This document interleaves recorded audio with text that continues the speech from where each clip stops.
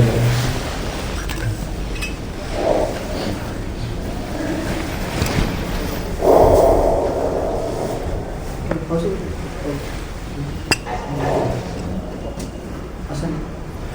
आसान भी आपण चालશે બ્લેન્કેટ પણ ચાલશે ઓફકોર્સ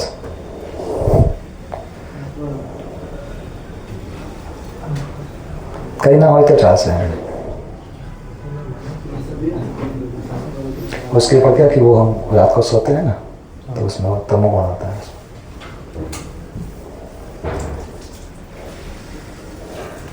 थैंक यू प्रभु अरे मन मन एक नहीं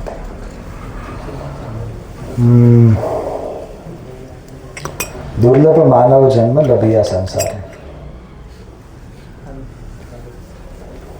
સાથે હા તો આપણે આપણી પાસે બહુ બધી વેરાયટી છે આચાર્ય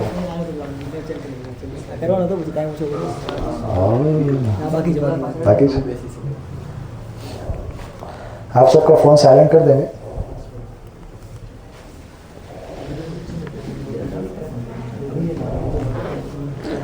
તમારે ઉપર બેસવું છે આવશે ઠંડુ નહીં લાગતું હેલો 15 મિનિટ તમારે જવાનું છે 15 મિનિટ हरे कृष्णा आप सब अपने फ़ोन में निकाल लीजिए मैं अपने लैपटॉप में निकाल लेता हूँ कृष्णा कृष्णा हरे हरे हरे राम हरे राम राम राम हरे हरे हरे कृष्णा कृष्णा कृष्णा हरे हरे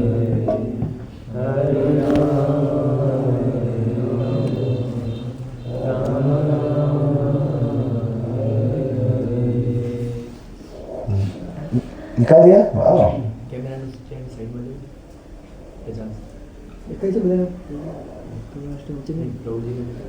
नहीं देखा है क्लियर है नाथ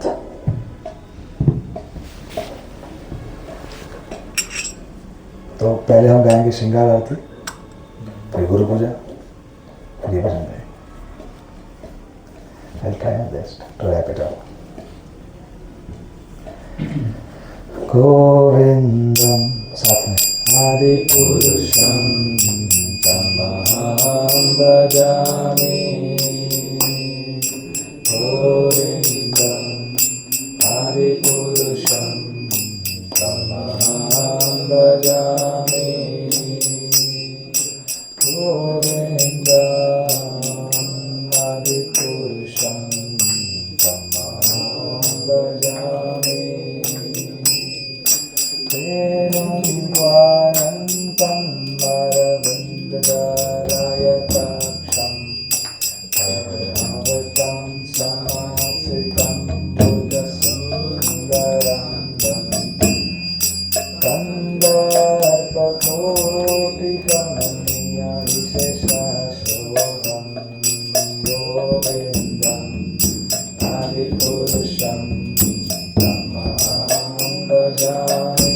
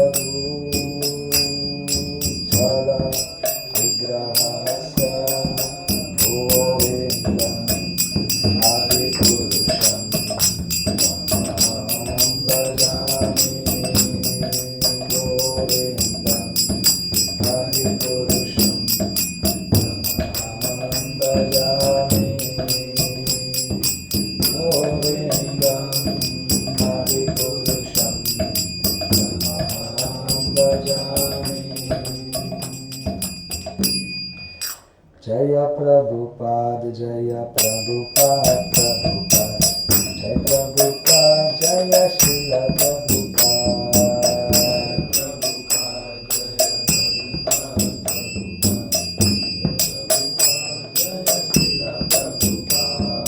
जय प्रभुपाद जय प्रभुपाद प्रभुपाद जय प्रभुपाद जय श्रील प्रभुपाद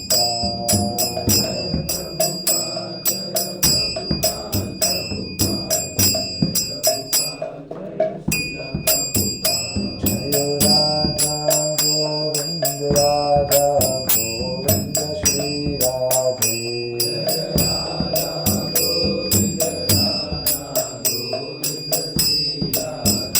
जय गौरनिताय गौरनिताय गौरनिताय गौरनिताय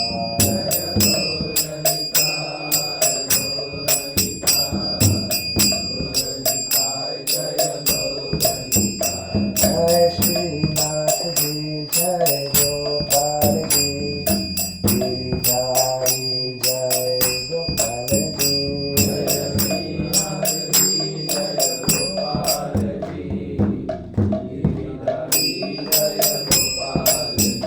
जय राधा गिरिधारी राधा गिरिधारी राधे जय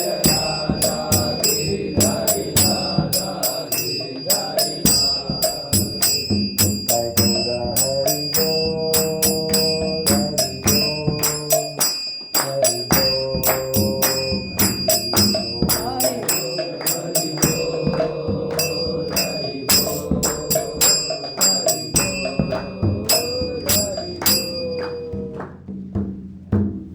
श्री गुरु चरणा पद्मा केवल भक्ति सदमा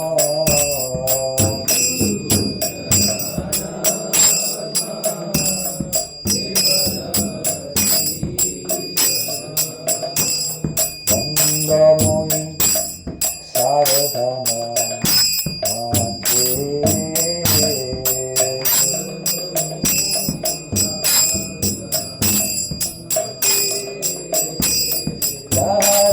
प्रसादे भाई भगवत हरिया जा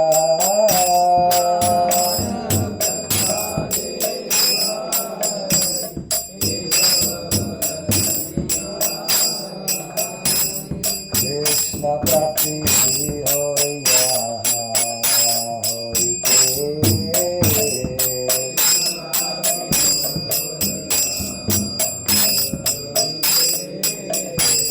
गुरुमुख पद्मवाक्या चित्ते करिया क्या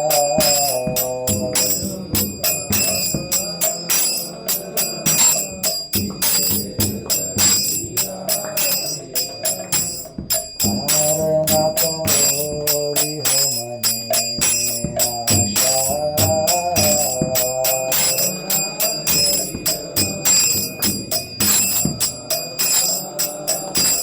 श्री गुरु चरणे राखी तेहि से उत्तम गति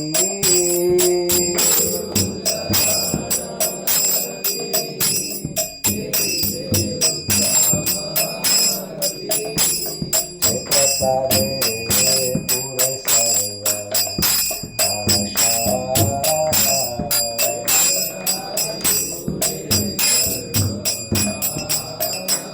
चक्षुलाल लगे जन जन प्रभु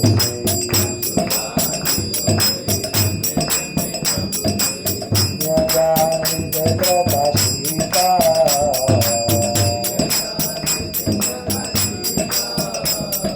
हे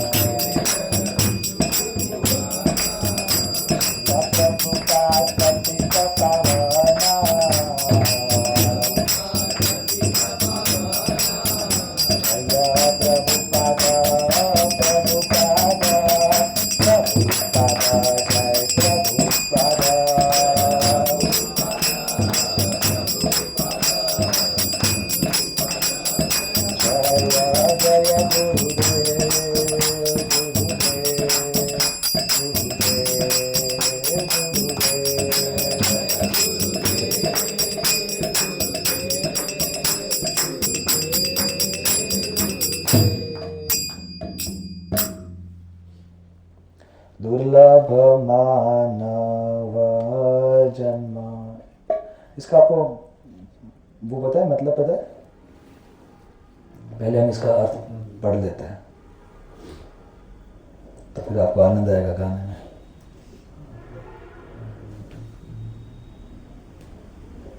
दुर्लभ मानव जीवन प्राप्त करने के बाद भी मैंने भगवान श्री कृष्ण की आराधना नहीं की।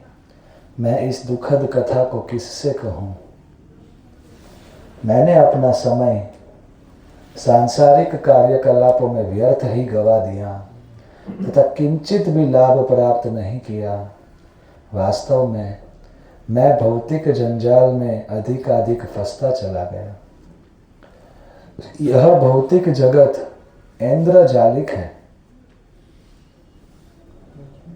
इस भ्रम से आसक्त होने के कारण मैं व्यर्थ ही अपना समय गवा रहा हूँ। इंद्रजालिक मतलब छलावा, मायरेज। जब मेरा यह शरीर समाप्त हो जाएगा तब मेरा स्वयं का शेष ही क्या रह जाएगा? मेरे पुत्र तथा पत्नी समेत कोई मुझे सुख देने में सक्षम नहीं रहेगा। मैं गधे के समान परिश्रम कर रहा हूँ, हालांकि मुझे ज्ञात नहीं है कि मैं किस लिए इतना परिश्रम कर रहा हूँ, लेकिन फिर भी मेरा भ्रम दूर नहीं हुआ।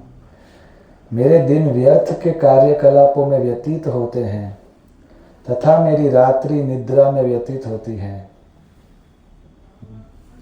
तब भी मुझे इस बात का आभास नहीं है कि मृत्यु ठीक मेरे साथ ही बैठी है। मैं स्वादिष्ट भोजन ग्रहण करता हूँ, मनोहर वस्तुओं को देखता हूँ तथा मैं आकर्षक कपड़े पहनता हूँ। इस प्रकार मैं निश्चिंत रहता हूँ। मैं कदापि विचार नहीं करता कि किसी भी समय मुझे यह शरीर छोड़ना पड़ सकता है। पत्नी, बच्चे, घर आदि के विचार निरंतर मेरे हृदय में आ रहे हैं तथा मेरी बुद्धि का दमन कर रहे हैं। हाय हाय, मैं इन वस्तुओं को अनित्य नहीं समझ रहा। जब यह शरीर समाप्त हो जाएगा तो मेरा वैभव कहाँ रह जाएगा? मेरा शरीर स्मशान में पड़ा होगा तथा पक्षी एवं कीड़े मकोड़े उसका भक्षण कर आनंद प्राप्त कर रहे होंगे। कुत्ते तथा सियार आनंद पूर्वक मेरे शरीर का फीस्ट मना रहे होंगे। भौतिक शरीर की यही गति है। सांसारिक वैभव तथा मित्र इस शरीर से ही तो संबंधित है। यह सब समझने के पश्चात बुद्धिमान व्यक्तियों को चाहिए कि वे इस शरीर से अपनी भ्रामक आसक्ति को त्याग दें तथा भगवान कृष्ण की भक्ति में रत होकर शाश्वत सत्य की खोज करें। ऐसा है? अनप्लग्ड बोलते हैं इसको। प्लग निकाल दिया, नो स्ट्रिंग्स अटैच। दुर्लभ मानव जन्म लभिया संसारे,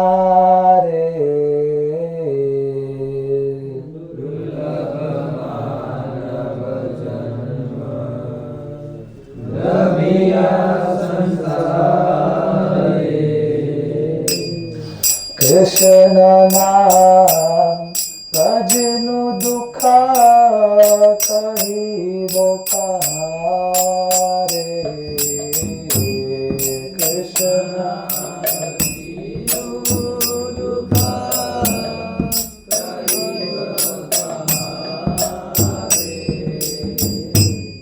संसार संसार करे नीचे गेलो काला। ऊपर नीचे जाओ।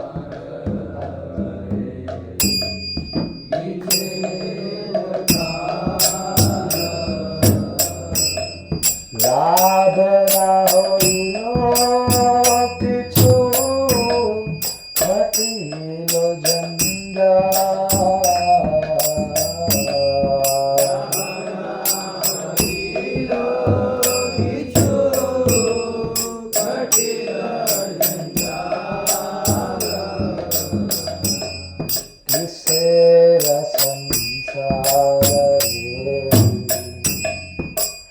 छाया बाजी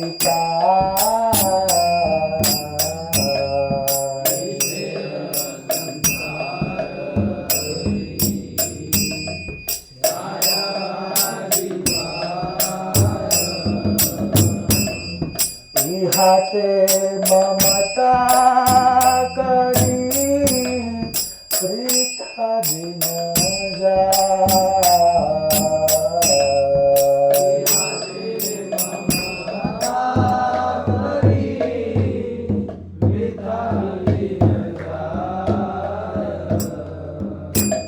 देह पतन हो रे नीरवे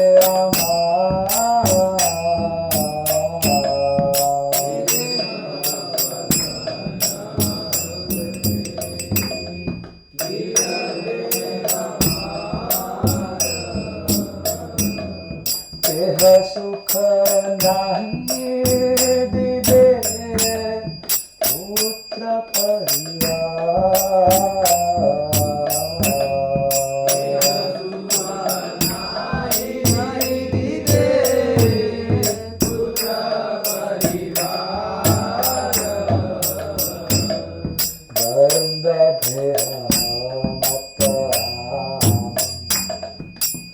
हरि परिश्रम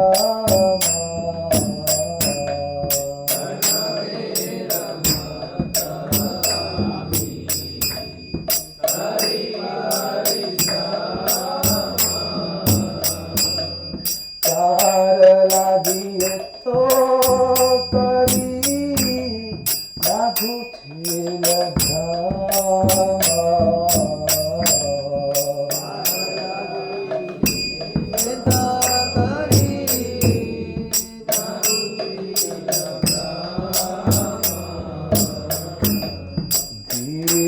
जाय मिच्छा काजे निशा निद्रा वाशे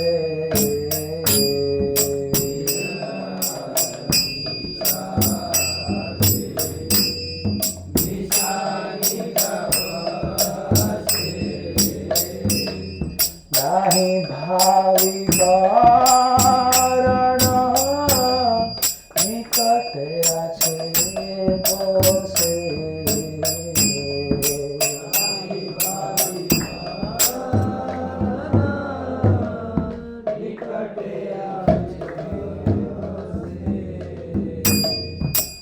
हाल मंद धारी है थोड़ी चिंता ही ना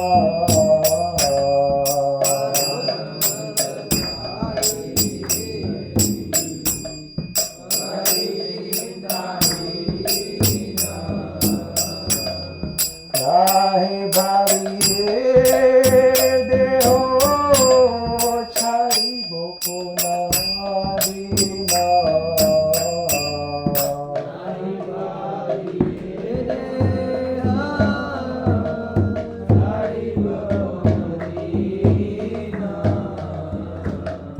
देह गेह कलत्रादि चिंताया विराट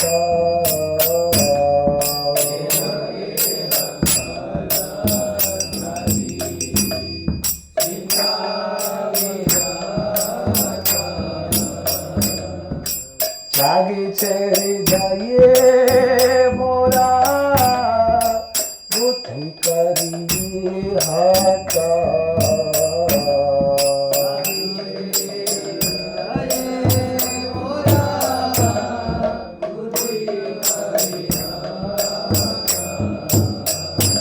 हाय हाय नाही भावी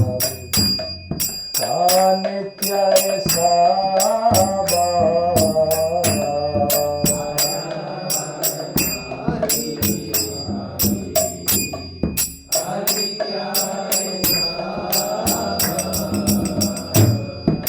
जीवन विगते कोथा रही देवै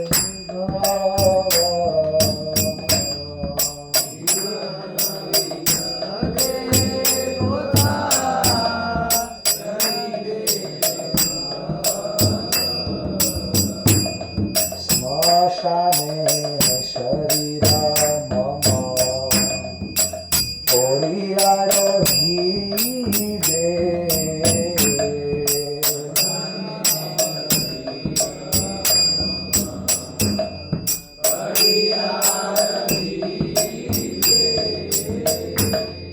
विहंग पतंग ताय बिहार को दे।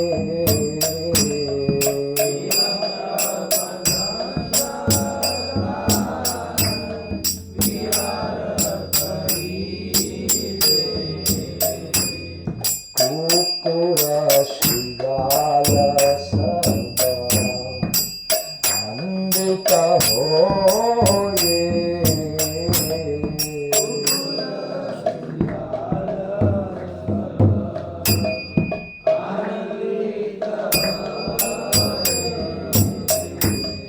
महोत्सव करिबे आमार देहोलये।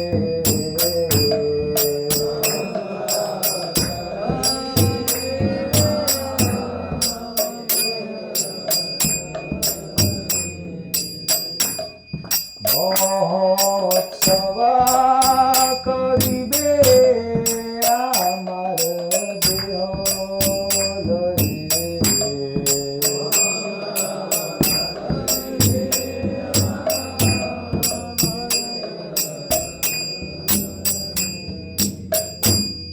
ये देह रे गति कायन गाता।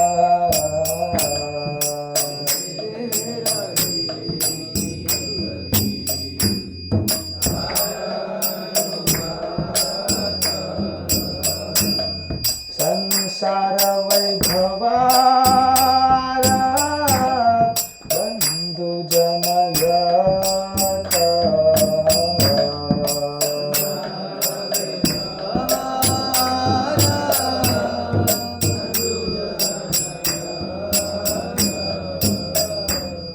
अतएव माया मोह छाड़िबो दीनाना।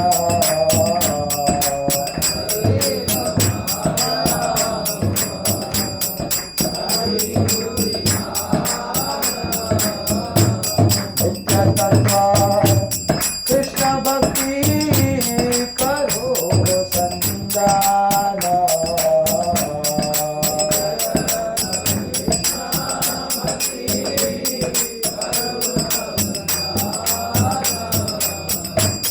दुर्लभ मानव जन्म लभिया संसारे।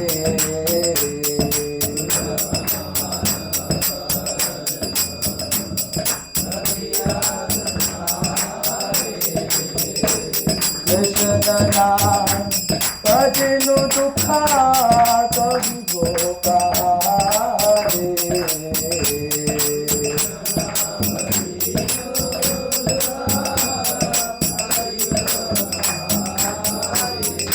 हरे कृष्णा कृष्णा कृष्णा हरे हरे।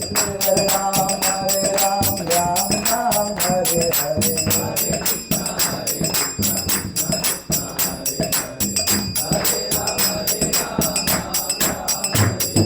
हरे कृष्णा कृष्णा कृष्णा हरे हरे। हरे राम राम राम हरे हरे।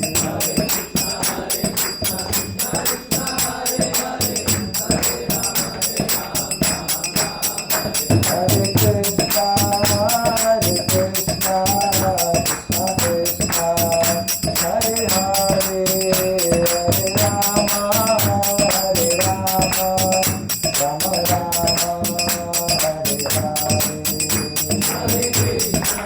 Hare.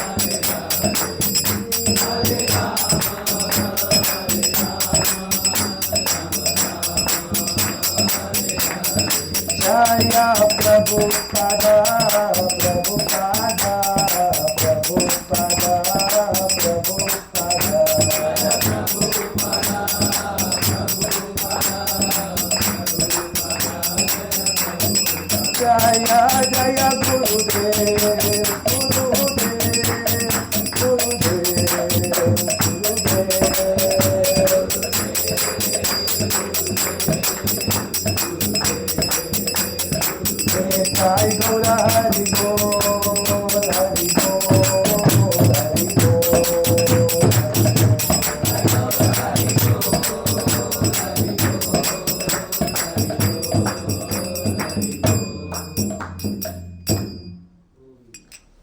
श्री हरिनाम संकीर्तन यज्ञ की जय, श्री प्रभुपाद की जय।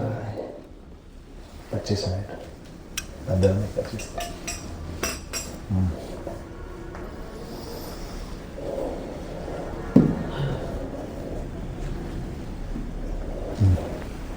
रूम कंटिन्यू गर्छु, रूम कंटिन्यू गर्न लाग्छु। उहाँमा पुरानो चाहिँ बताइदिएको फेरि रूम कंटिन्यू गर्छु।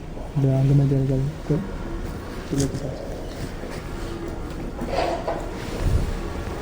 આપણો રૂમ સારો છે. હું આવું એક મિનિટ વોશરૂમ જતો.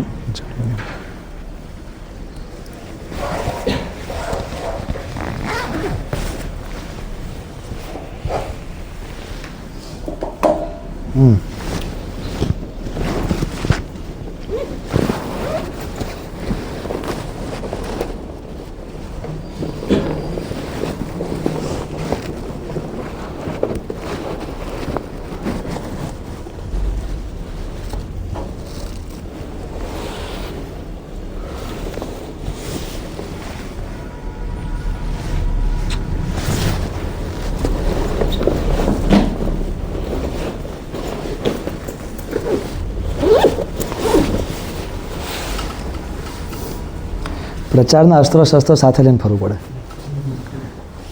ક્યારે કયું અસ્ત્ર શસ્ત્રની જરૂર પડે.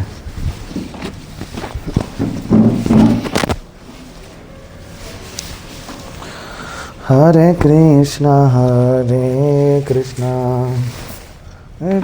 કૃષ્ણ હરે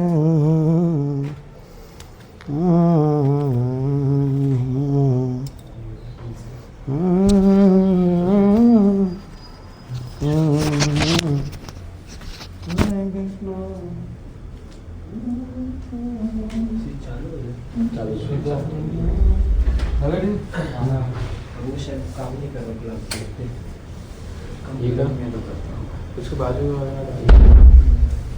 बटन है ना, बटन अच्छा बाजू वाले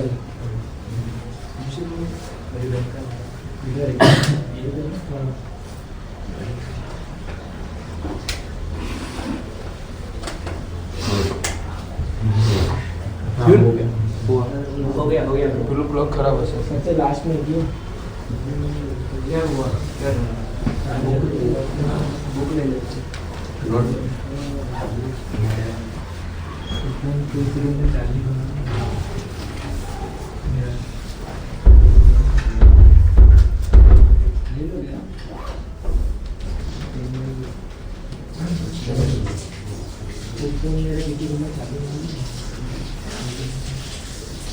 चलिए लगा है यहाँ पे लगा के दरवाजे के पास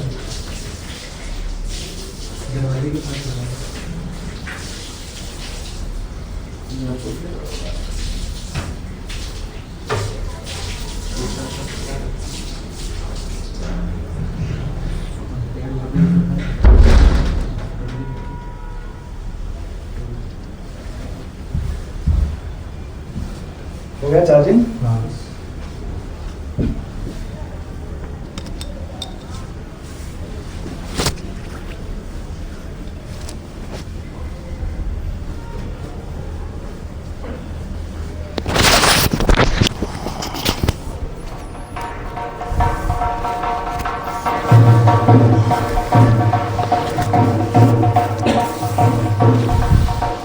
संसार संसार करे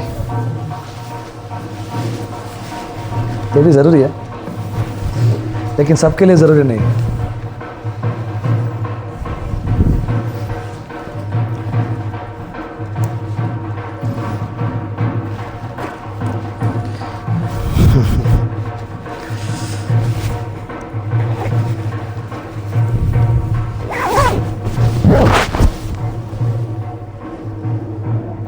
एक बार हिज ग्रेस गौर गोपाल प्रभु जी बता रहे थे कि वो गए एयरपोर्ट पे, तो एक बड़े कंपनी के बिजनेसमैन उनको जानते थे, मतलब उनके वीडियोस देखते थे, तो उनको बोला कि मैं आपको देखता हूँ, आपके वीडियोस देखता हूँ. तो बोले बढ़िया, तो लेकिन मुझे एक सवाल है, आप पूछिए. मतलब थोड़ा पर्सनल है, आई होप कि आप बुरा नहीं लगाएंगे। तो बोले नहीं बुरा नहीं लगाएंगे, पूछिए। तो बोले आपने सब कुछ छोड़ दिया, आपने शादी भी नहीं किया, तो are you not missing anything in life? क्या आप कुछ मिस नहीं कर रहे हो अपनी लाइफ में? तो गौर के ऑफ कोर्स मिस तो होता ही है। तो बिजनेस में खुश हो गया, एकदम चमक आ गया, अरे क्या मिस करते हो? तो धीरे से बोले दुख।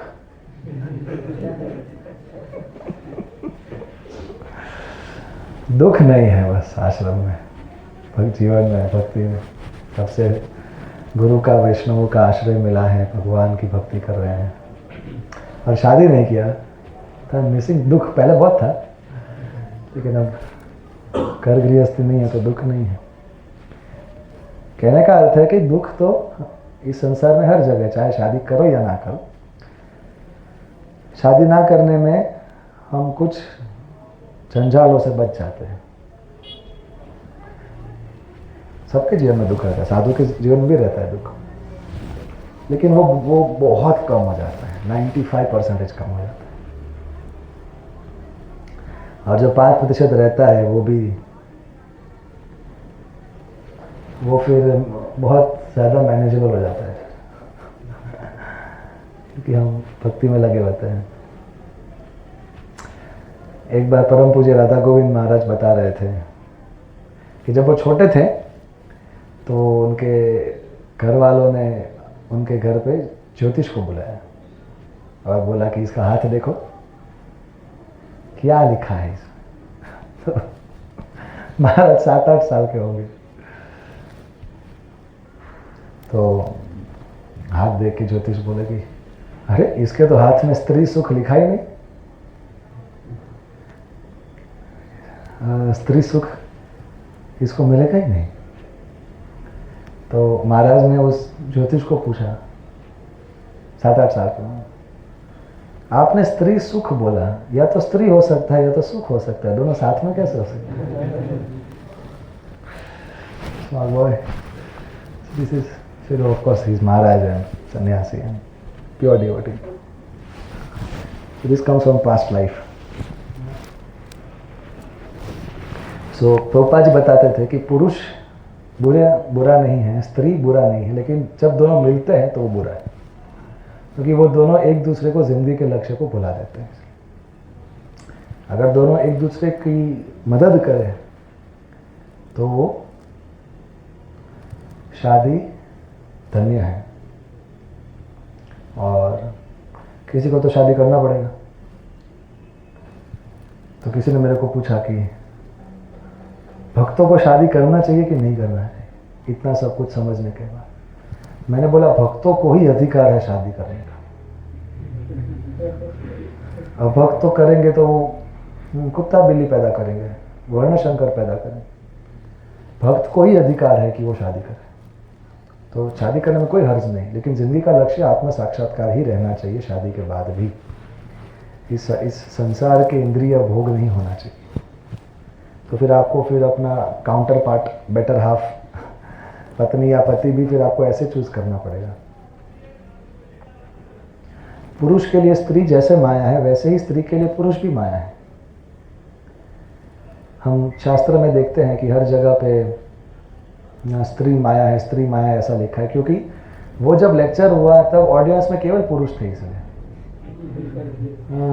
अगर इस्कॉन की तरह इधर माताएं बैठी होती और इधर प्रभु जी बैठे होते तो फिर वक्ता क्या बोलते? पुरुष के लिए जैसे स्त्री माया, वैसे एक स्त्री के लिए पुरुष माया है। माया मतलब कि जो हमें हमारा वास्तविक स्थिति को भुलाए कि हम शरीर नहीं आत्मा है, और आत्मा भगवान कृष्ण का अंश है, और हम कृष्ण दास कृष्ण दासी हैं, और हम उनको भूल चुके हैं, हमें उनके पास वापस जाना है। तो हमें 24 घंटा उसी में लगाना चाहिए। अब ठीक है, अगर आप शादी करते हो तो फिर वो गृहस्थ का धर्म है कि आपको थोड़ा धन उपार्जन करना होगा, फिर उससे आपको कुछ सेविंग्स करना है, कुछ आपका एक्सपेंसेस, फिर आपको अपना आध्यात्मिक धर्म के लिए पैसा चाहिए, तो आप कमाओ। तो अगर जॉब करने का लक्ष्य भक्ति की वृद्धि है तो वो जॉब भी भक्ति है। माम अनुस्मर युद्ध च। तो अर्जुन ने भी युद्ध किया तो वो भक्ति है, क्योंकि उन्होंने अपने आप को कृष्ण से जोड़ने के लिए वो युद्ध किया। तो जैसे मैंने तो दो शब्द आते हैं शास्त्र में, वैराग्य और युक्त वैराग्य। अगर डॉक्टर बोलते हैं कि आपको डायबिटीज है और बोलते हैं कि फिर अभी आपको गुलाब जामुन नहीं खाने का, और फिर आप समझ जाते हो कि गुलाब जामुन मेरे लिए जानलेवा है, मैं इसे मर सकता हूं अभी खाऊंगा तो फिर हम उसके प्रति वैराग्य अर्जित करने का प्रयास करते हैं। जैसे तैसे उसका सब्स्टिट्यूट ढूंढेंगे या मन मार के भी वैराग्य। तो एक ऐसा वक्त आएगा कि फिर ठीक है, अगर कुछ वक्त बीतेगा फिर ठीक है, वो नहीं खाएंगे तो भी हम जी तो रहे हैं। बेवकूफ़ थोड़ी बनना है, अपना नुकसान थोड़ी करना है, खुद ही अपना दुश्मन थोड़ी बनना है। तो वो वैराग्य है उसे, तो उसको वैराग्य बोलते हैं कि ज्ञान से वैराग्य आता है कि ये कैसे मेरे लिए साक्षात मृत्यु बन सकता है, कैसे ये मेरे लिए नुकसान का सौदा है, कैसे ये मेरे लिए जहर है। तो ये वो ज्ञान से वैराग्य आता है। ठीक है, अब वैराग्य की परिपक्वता क्या है? जब आप किसी और को गुलाब जामुन खाते देखो तो हमको ईर्ष्या नहीं होनी चाहिए, हमको खुश होना चाहिए कि देखो वो खा के कितना खुश हो रहा है। तो एक लड़का था भक्त, तो मैं और वो बाइक पे जा रहे थे एलडी कॉलेज में क्लास देने के लिए।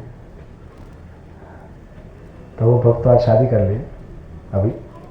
तो वो जब मेरे पीछे बैठे थे तो वो उन्होंने बोला मेरे को कि पूरी ये सब लड़का लड़की कैसे ये सब अवैध संबंध बना रहे हैं और एक दूसरे के हाथ बाहों में बाहें डाल के कुछ उनको फर्क पड़ता नहीं।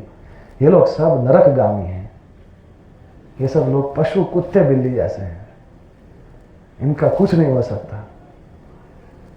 तो मैंने उसको बोला उनको देख के तुम क्यों जल रहे हो? तुमको भी मौका मिलेगा, तुम शादी कर लो लेकिन नफरत मत करो। नफरत आसक्ति का दूसरा पहलू है। जैसे कोई सिक्का होता है तो आगे हेड से होता है, पीछे टेल होता है। तो अटैचमेंट और एवर्जन मतलब मेरे को ये चाहिए ही और मेरे को ये तो नहीं ही चाहिए, ये दोनों आसक्ति है। पहला आसक्ति क्या है कि ये मेरे को मिल गया तो अब तो मतलब अब तो मैं इसको हासिल करके रहूँगा, या तो अगर मिल गया तो बस इसके बगैर मैं जी नहीं पाऊँ। एक तो कि मेरे को चाहिए लेकिन तो क्या करे, मिल नहीं रहा, तो फिर मैं बाहर, तो वो अंदर से मैं बहुत दुखी हूँ लेकिन मैं बाहर से मैं क्या दिखा रहा हूँ? हाँ क्या अंगूर खट्टे, अंगूर खट्टे। तो भले उसको अंगूर नहीं मिला लेकिन वो अंगूर के बारे में सोचता रहेगा। तो परिपक्व वैराग्य क्या है कि हम गुलाब जामुन ले और जिसको हम प्रेम करते हैं वो तो उसको तो डायबिटीज नहीं है, वो तो खा सकता है, तो फिर आप उसको खिलाओ, उसकी खुशी में हमारी खुशी। हाँ आप मत खाना। प्रभु जी क्या करो, सामने आता है तो प्रभु जी मुंह में से लार टपकने लगती है, पूछ ऐसे पूछ ऐसे हिलने लगती है। प्रभु जी मेरी पूछ किधर है? जैसे कुत्ता कुतिया को देखता है तो क्या उसको कहते हैं कि मन में लड्डू फूटा। तो भगवान को डायबिटीज नहीं है, भगवान के अंदर भोग वासना नहीं, उनके अंदर स्वार्थ नहीं, उनके अंदर केवल प्रेम। तो जो प्रेम करने में समर्थ है जो सेवा लेने में समर्थ है, जो शुद्ध है, तो उसको आप दो। अगर माया वो मेरे लिए माया है, वो उसके लिए थोड़ी माया है। एकादशी के दिन हम उपवास करेंगे, उनको थोड़ी करवाएंगे, भगवान को। तो हम स्त्री को स्वीकार करके अगर उनको हम भगवान की सेवा में लगा सके तो उसको शादी करना चाहिए। किसी ने मेरे को पूछा, प्रभु जी मेरे को बहुत काम वासना का प्रॉब्लम है, इसलिए मेरे को ब्रह्मचर्य नहीं बना। मैंने बोला तो तेरे को तो बनना ही चाहिए। अगर तू शादी करेगा तो क्या होगा? तो तू गया अंधे कुएं में। तू आजा, मैं तुम्हारा 6 महीने में ऐसा फिट कर दूंगा काम वासना तेरा में, अनंत काल तक वो उसका अपना वो सिर ऊपर नहीं करेगी। तू आ जा ना, तुम्हारे अंदर इच्छा है, लेकिन फिलहाल योग्यता नहीं। हाँ, तो योग्यता भक्तों के संग, अगर गुरु को हम शरणागत होते हैं, वैष्णव समाज में हम विनम्र रहते हुए गुरु की आज्ञाओं का पालन करते हैं, तो योग्यता तो हमारे गुरुजनों की आज्ञाओं में छिपी हुई है। आज्ञाओं का पालन निष्ठा से करेंगे, बुद्धि से, दिल से, दोनों से करेंगे, बुद्धि लगा के, दिल लगा के, दोनों से, तो हमारे अंदर योग्यता आएगी धीरे धीरे। अगर जिसके अंदर काम वासना है वो शादी कर ले, तो पहले तो गुलाब जामुन नहीं था, लेकिन वो सोचता रहता था गुलाब जामुन, लेकिन फिर भी थोड़ा बहुत भगवान के लिए वक्त निकाल पाता था और कुछ ना कुछ भक्तों के संग में कर लेता था। अभी तो उसके सामने गुलाब जामुन का वो डब्बा आ गया और दरवाज़ा बंद है और वो है गुलाब जामुन है और कोई नहीं है, तो फिर वो क्या करेगा? भक्ति करेगा? क्या करेगा? नहीं, मैं भोगता नहीं, भगवान भोगता है। अरे वो सब जब नहीं है तब आएगा ना, तो बाद में क्या याद करना ही पड़ेगा। नहीं है तो क्या करेंगे? कब तक तड़पेंगे? ठीक है यार, ऐसे भी मैं नालायक हूँ। मेरे को गुलाब जामुन मिलेगा तो मैं उसको पचा नहीं पाऊंगा, मैं भगवान को भूल जाऊंगा। अच्छा है, कोई और खा ले। गुलाब जामुन अच्छा है, उसकी भी ज़रूरत है, लेकिन मैं पचा नहीं पाऊंगा, क्योंकि मेरे को डायबिटीज मतलब भोग वृत्ति। अब तो रूम बंद है, गुलाब जामुन है और आप हो, अब भक्ति करो।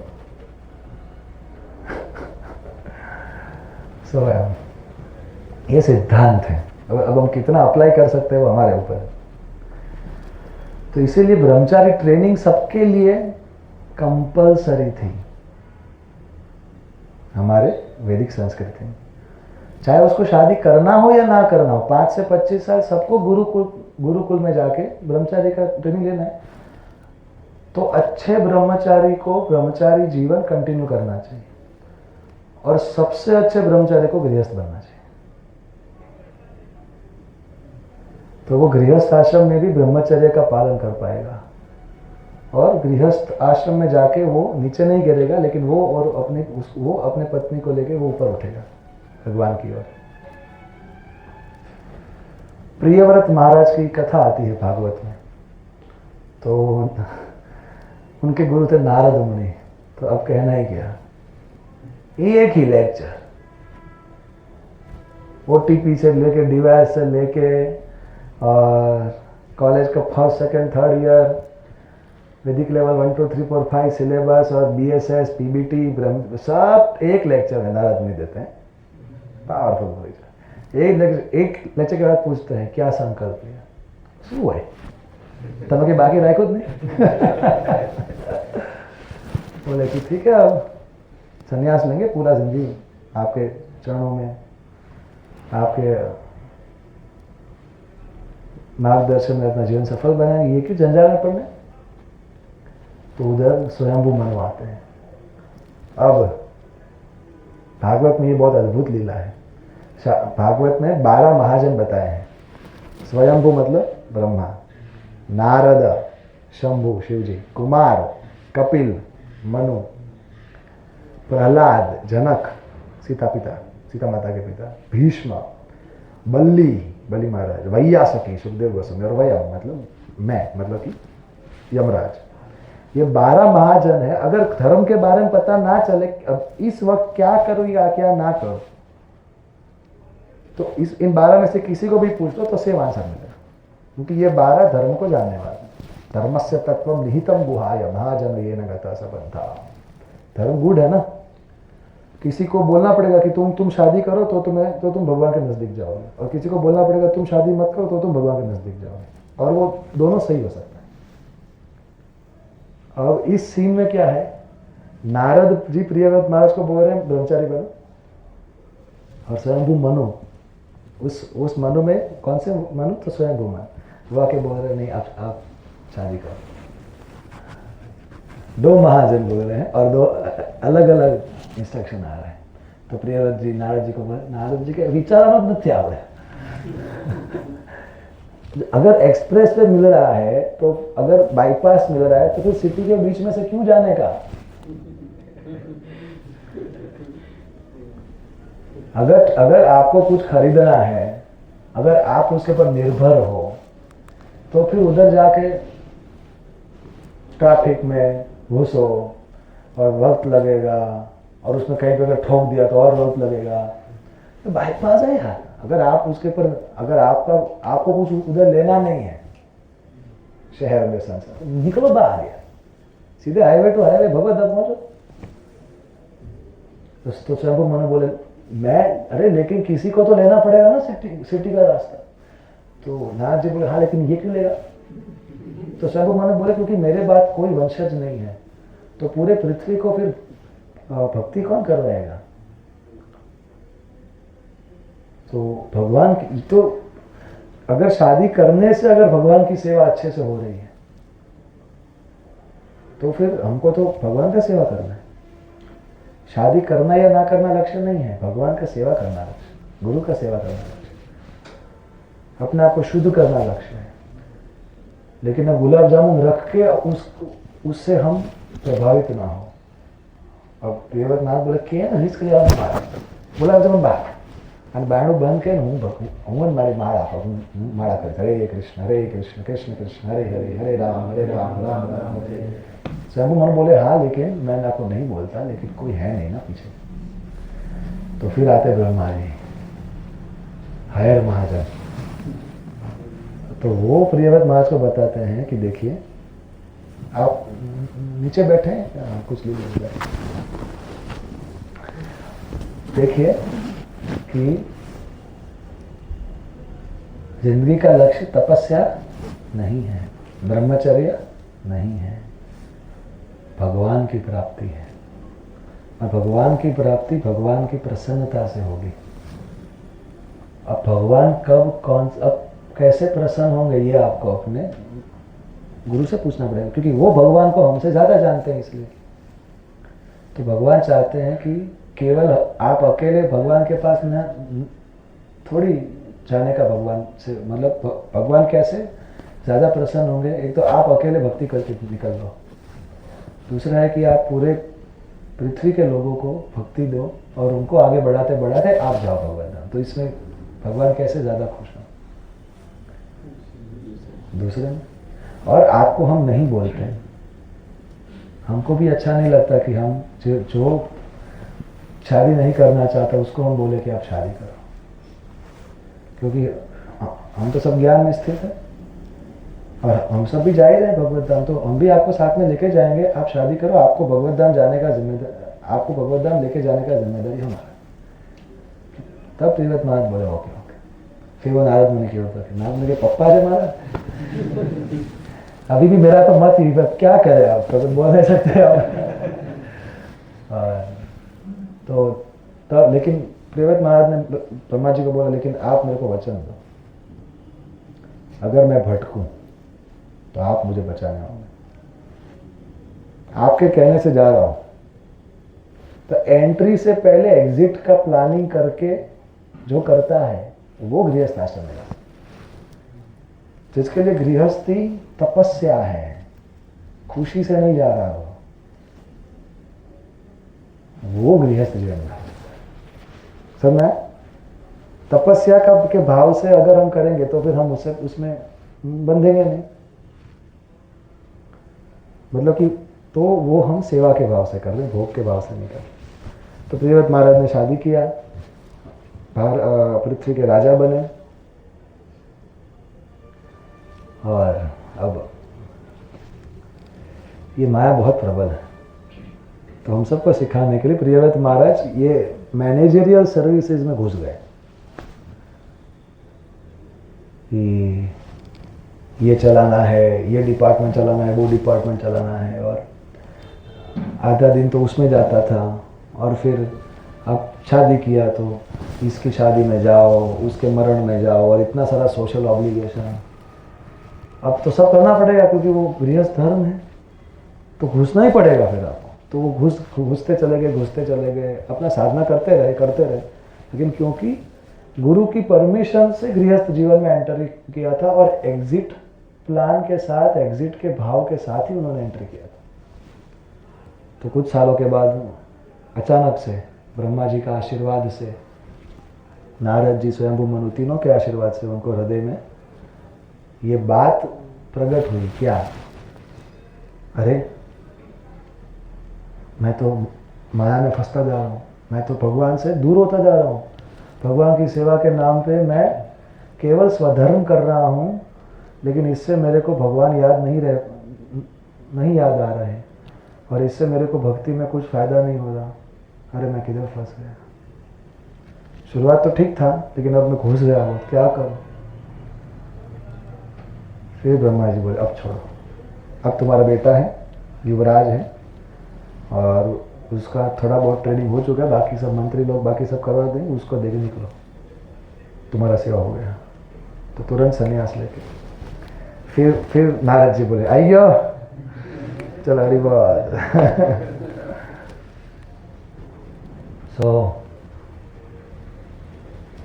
चाहे ब्रह्मचारी हो चाहे गृहस्थ हो, दोनों को ब्रह्मचर्य व्रत का पालन पूरा जीवन करना पड़ता है, तब जाके वो भगवान के धाम जाते हैं। हमारे इस्कॉन के एक गुरु हैं, परम पूज्य गौर गोविंद स्वामी महाराज। वो गृहस्थ थे और फिर वो सन्यासी बने,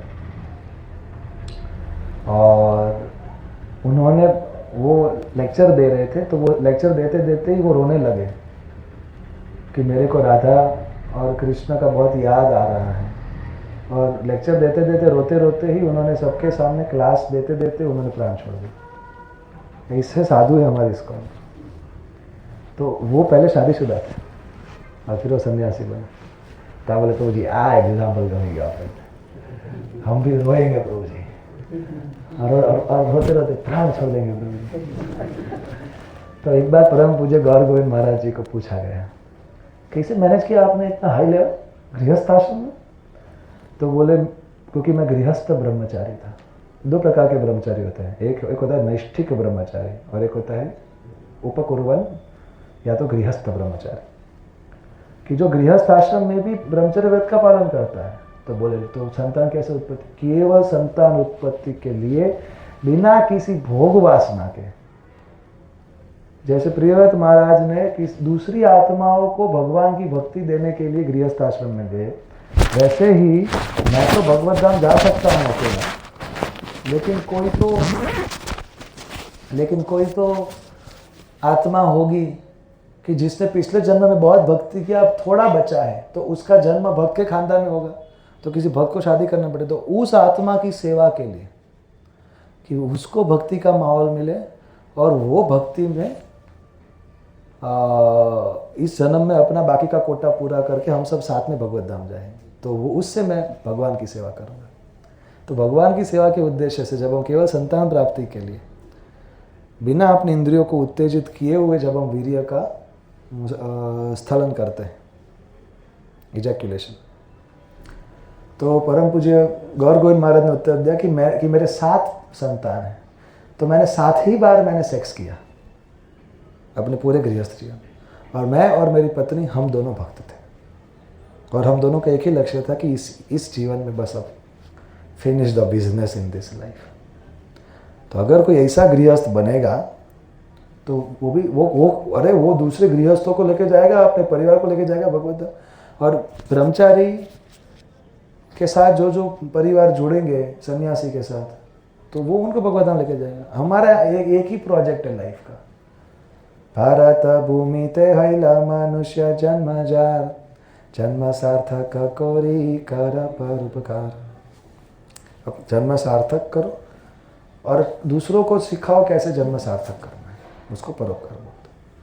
चाहे शादी करो या ना करो, सेक्स करो या ना करो, लेकिन ब्रह्मचर्य का पालन करना है। क्यों? क्योंकि हम समझते हैं कि हमारी इंद्रियां भगवान की हैं। हम किसके दास हैं? भगवान के दास।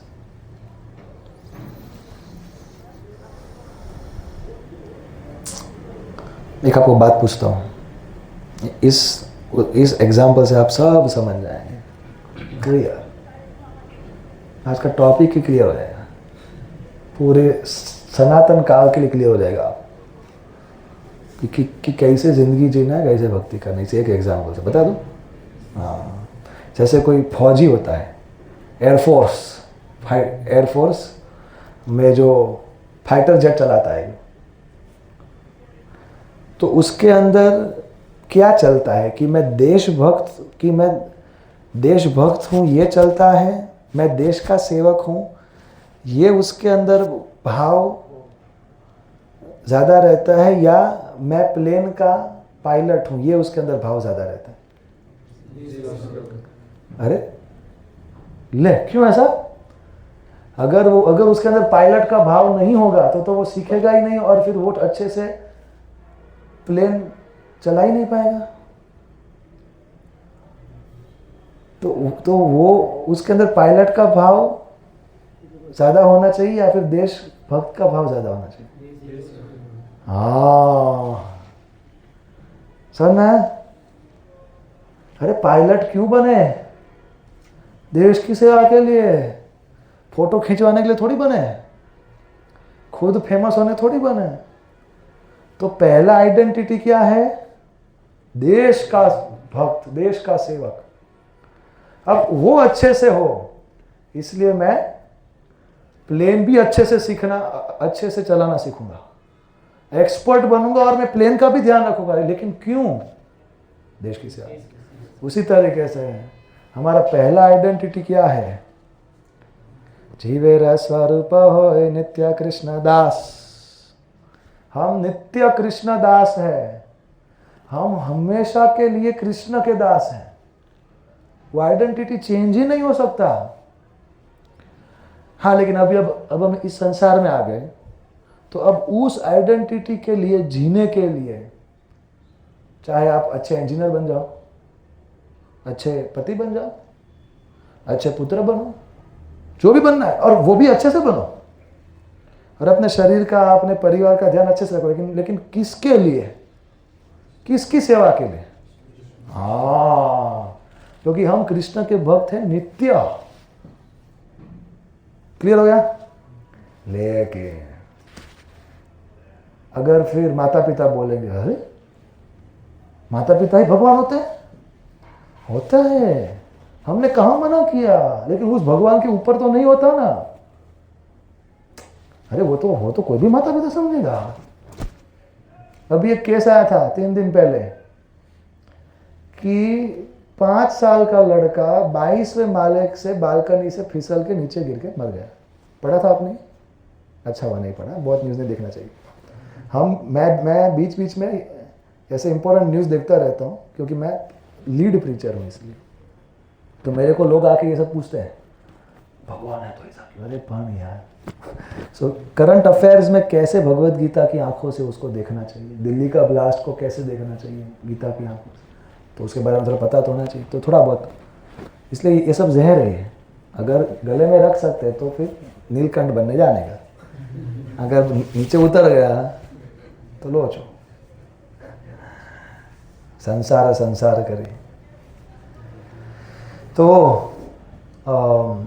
उसके माता पिता दोनों आईटी में जॉब करते थे, और उन्होंने वो किसी बेबी सिटर को, मतलब वो आते हैं कि आप बच्चे को रखना सवेरे से शाम, तो वो नीचे पार्क में खिलाने के लिए गए थे। अब उनका तो हाईटेक घर था, तो जैसे ही लिफ्ट खुला, सामने दरवाज़ा था, तो बच्चा भागा अंदर घर में, और अंदर भागा, और ऐसे खेलते खेलते वो बेबी सिटर के साथ खेलते खेलते उसने दरवाज़ा बंद कर दिया।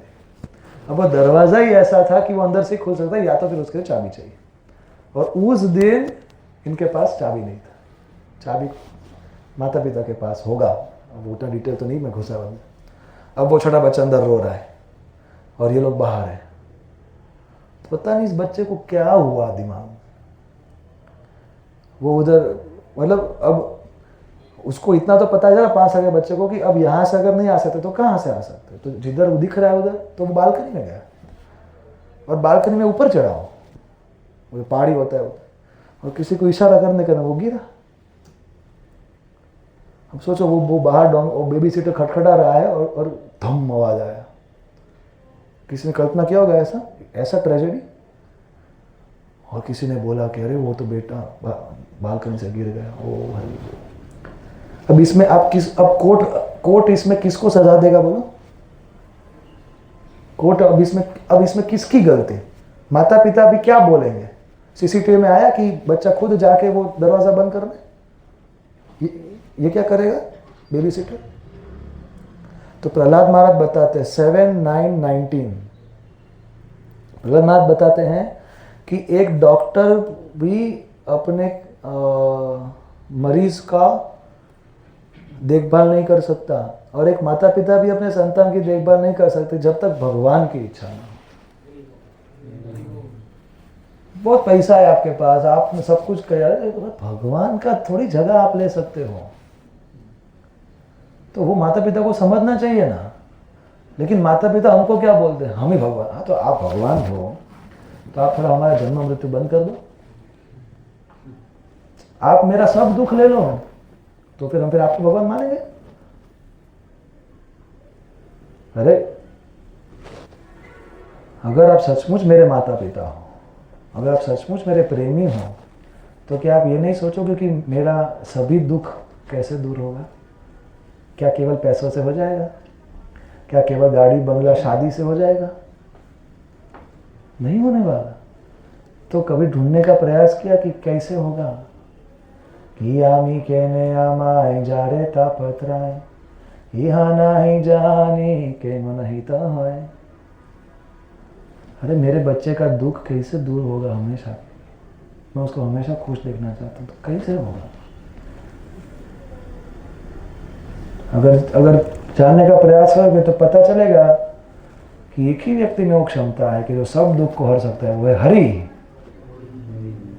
तो बच्चे का हरि के साथ रिश्ता बनाओ और आप भी जाके भगवान हरि को प्रार्थना करो कि ये मेरे बच्चे का सब दुख ले ले। सच बात, इसलिए शास्त्र बताता है 5:5-18 श्रीमद् भागवतम कि गुरुर् न सस्यात् स्वजनो न सस्यात् पिता न सस्यात् जननी न सस्यात् धीरिं न तत्स्यात् न पतिं न तत्स्यात् न मोचयेत समुपेत मृत्युम। कि जो अपने निर्भर लोगों का समस्त दुख हर लेने का जिम्मेदारी नहीं ले सकते, तो उसको किसी को अपने पर निर्भर बनाने का क्या अधिकार है? सीधी बात है। और क्या दुख है? जन्म मृत्यु जरा व्याधि दुख है आत्मा।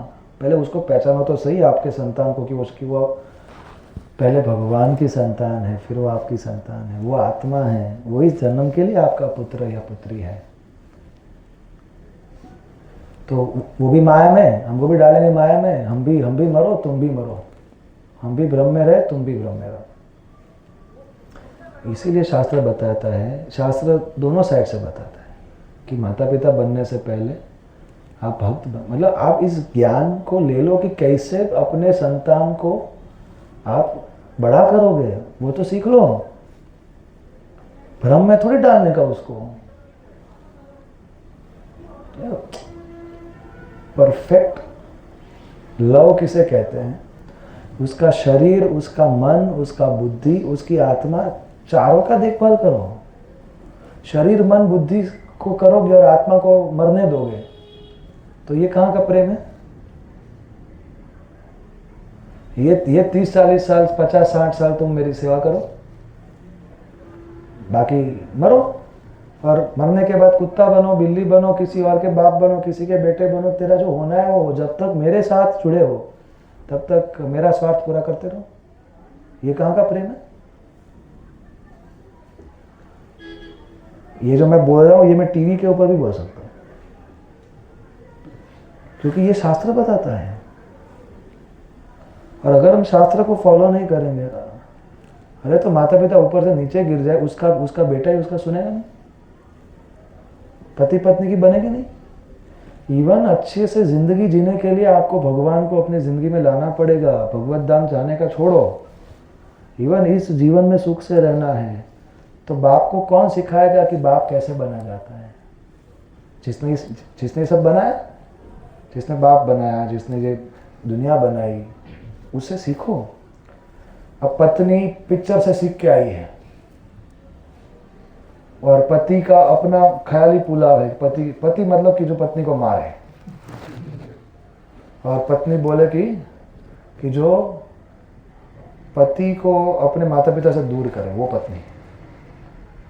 अब सबका अलग अलग डेफिनेशन है, तो एक स्टैंडर्ड डेफिनेशन दिया है शास्त्र में। जिंदगी के साथ भी, जिंदगी के बाद भी परफेक्ट लाइफ कैसे जीने का। लेकिन लोग सोचते हैं कि हम कर लेंगे भगवान की बगैर, तो बाद में तो मरोगे ही, बार बार मरोगे, पल पल मरोगे जीते जी। इसलिए प्रभुपाद जी ने जो इस दुनिया के ऊपर जो उपकार किया है, वो हमेशा के शाश्वत काल तक मानव समाज इसका ऋण नहीं चुका सकता। अभी तो देखो जैसे कलयुग आगे बढ़ेगा, थोड़ा बहुत धर्म संस्कार था, भारत में भी था, भारत के बाहर भी था, आज से 50-100 साल पहले। लेकिन हम सबको प्रभुपाद ने बचा लिया। लेकिन हमको तो ये सब समझना पड़ेगा,